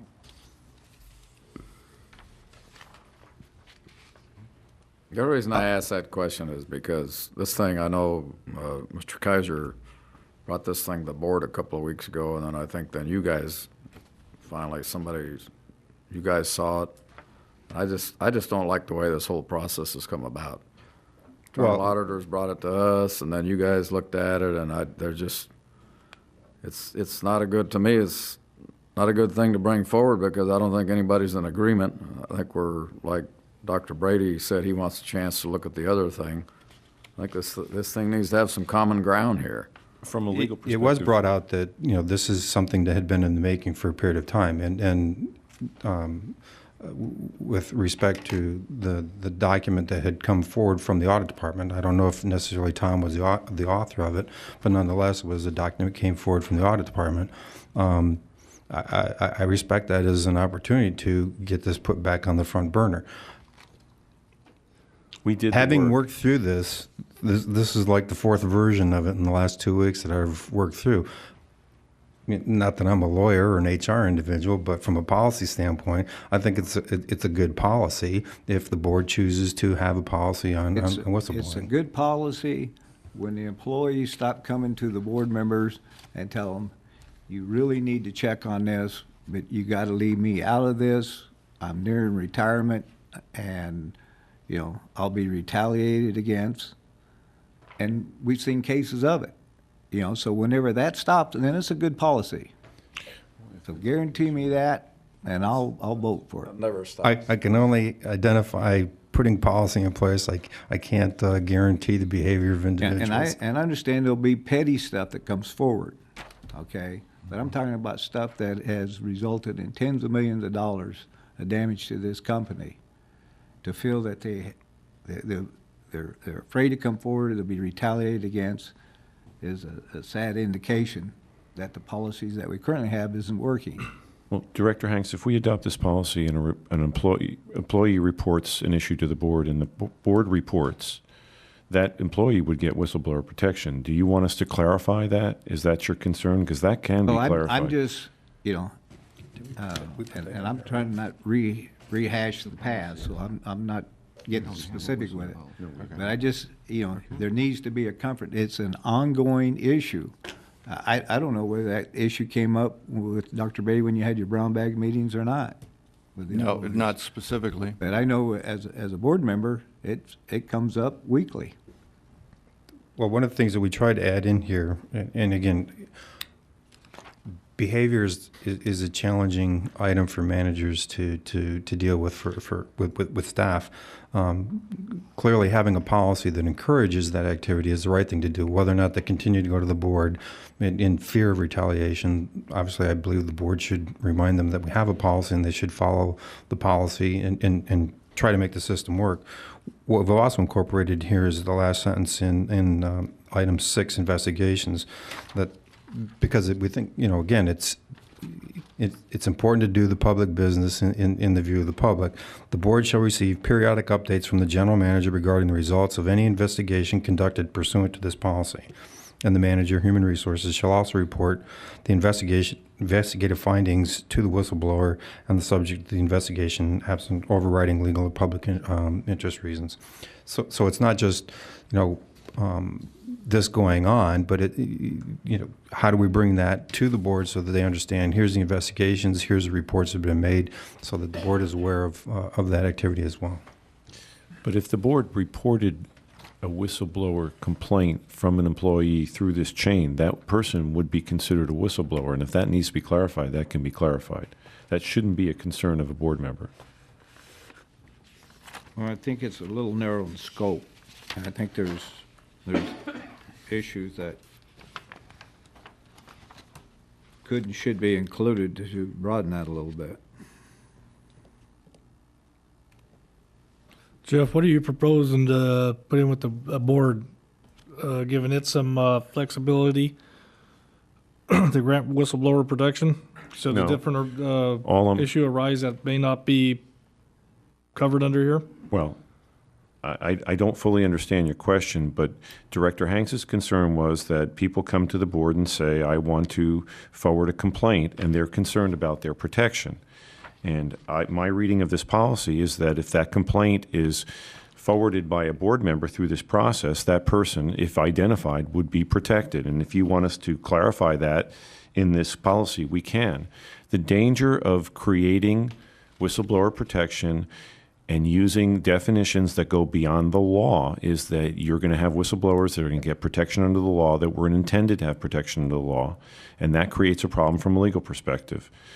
And there's a tension between whistleblower protection and the ability to comply with other policies and the ability to do investigations and the ability to protect anonymity. Let me give you an example, okay? Well, one most recent. Our internal auditors were working on one of their assigned issues. And there was, well, I had an employee come to me and say, well, look, I had information that would give clear indication that the auditors were looking for, and I was told to withhold it. Now, where does that fall under this? That'd be coercion. And that would be a violation that would be an example of improper government activity that should be reported by the individual. That might fall under corruption. Remember, this whistleblower protection incorporates every violation of state and federal law. I know that there is state and federal law that addresses, at least in general, duties to act do not use undue coercion with regard to fraud or waste and something like that. I don't know the specific state statute, but I think that person would be entitled to protection. I think the measure that we're all looking for is that we see that this policy is just not a policy that's on the book for compliance purposes or whatever, but it is a policy that helps us in the cultural change that we've been looking for. That's I believe that, and if this can do it, then that's fine. Well, given that we don't have one, other than the fact that as a state agency, there is the government code that exists, I think that the problem there is that's not a document that's readily available to everybody. Whereas by creating a policy for the district that is consistent with the state code and offers some additional components in terms of the reporting and how we're going to handle the information and how we report that, which is not required by state law. I think that putting the policy in the manual gives our staff the opportunity, because they're responsible to understand policy and be aware, and there'd be training associated with that it creates a better opportunity for people to understand both the law and their rights under the law, which, again, if they read the code, they would know that. But again, it's not a document that's readily available to our staff. Well, I think we need to have some. If you're considering this to be work in progress, and this is a place to start, I'd like to have on your D, we have when suspected protected disclosure is made directly to the reporting through the supervisor, to the manager, human resources, internal audits, or general counsel, That individual will be responsible to timely acknowledge receipts of the complaint, investigations, the allegations, and make a report to the general manager. I would like to answer there and the board as to the validity of the disclosure. 2. Which page are you on? 110. 110, D. On D? D as in dog? D, yep. General manager and the board. Not just to me, but to. Well, and also those codes, Vance, that you quoted that you got this from, that puts us in the, keeps us within the law, not outside the law, if those could all be listed too under the purpose. Well, my comment would be on that, or my reaction to that is, I would caution the board on getting involved on specific individual cases, just like you don't get involved with specific personnel problems until we do need board action on it. So that's, I would prefer that the report be made to the general manager and forwarded as appropriate to the board for information. Well, there can be a report brought to the board, doesn't need to mention personnel name until later on. Well, and that's the point I had identified earlier under Section 6 investigations, that next to last sentence, that the board shall receive periodic updates from the general manager, so that, you know, if there are investigations, if there are reports, then there'd be a periodic report brought back to the board for their understanding and edification of what's going on with regards to reported violations of inappropriate government activity. You're not following me. You're not, the periodic is, we don't know where it's at. If there's About quarterly or something monthly. that you're gonna be looking at, it's got some validity to it, the board needs to be in a loop up from the get-go. We don't need to know personnel names at that point in time. So you'd like to see... After that, you start, when you're doing your updates and names come out and stuff like that, we're all under the same requirements to keep it all confidential for the protection of this person. If it has validity to it, that person is already now protected by the law. That person is... He would be breaking. And those in violation have, you know, again, under, well, we have that covered under confidentiality, but there are other responsibilities that, you know, if the report is true, then obviously there's others, actions and potential legal actions we have to take. So if I heard you correctly, you would like to see, instead of periodic, put in a more definitive... Make it quarterly, make it monthly. ...point of presentation. I think, you know, I would hope the board would trust the general manager to have the understanding of when the board needs to see these items. We may get none for 6 months. We may get five in a couple of weeks. We have to investigate them. I'm not going to waste the board's time with, well, we think we have a problem here, and then find out it's not. So I would like these instances to be in at a state where it's useful to give you some feedback, but I don't think putting a set time period on it's that useful. We tend to do that in some of these policies where we say that we're very prescriptive, and then, you know, we find out later that probably was overkill. So, can I ask a question? So what's in the packet, and I know I've got another one that was faxed to me of the same copy that's in the packet, and then a different one. You're saying that what's in the packet on page 104, 105, 106, and 107, Jeff and Mike, that's what you looked at, it's even though it's a little more narrow in scope. No, that's the first one. That's what gets confusing here, because we have... Second one is 8, on... 9, 10. Is 107, 108, 109, and 110. That's the revised one. Yeah, okay. No, not okay. I got... You faxed me the other night when you guys worked till 10:30 at night working on this stuff? This stuff. And the one that says the management's version, is that the one you're talking about, Mr. Campbell? Yes. Yes.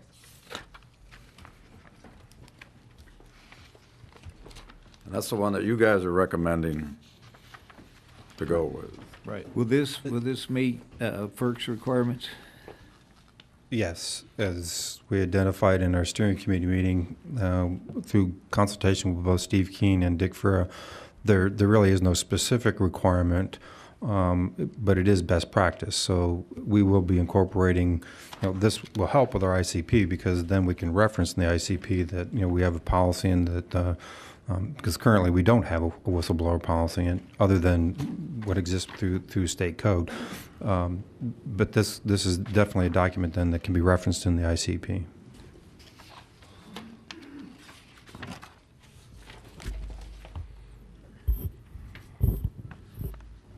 Are you okay with that, Jim? Just get it on the books? Yeah, well, we can get it on the books. We need to have one on the books. Yeah, and I agree with you. So I'll move that we approve. If it's not working, we'll come back and modify it. I'll move we approve the management's version that we have from pages 107.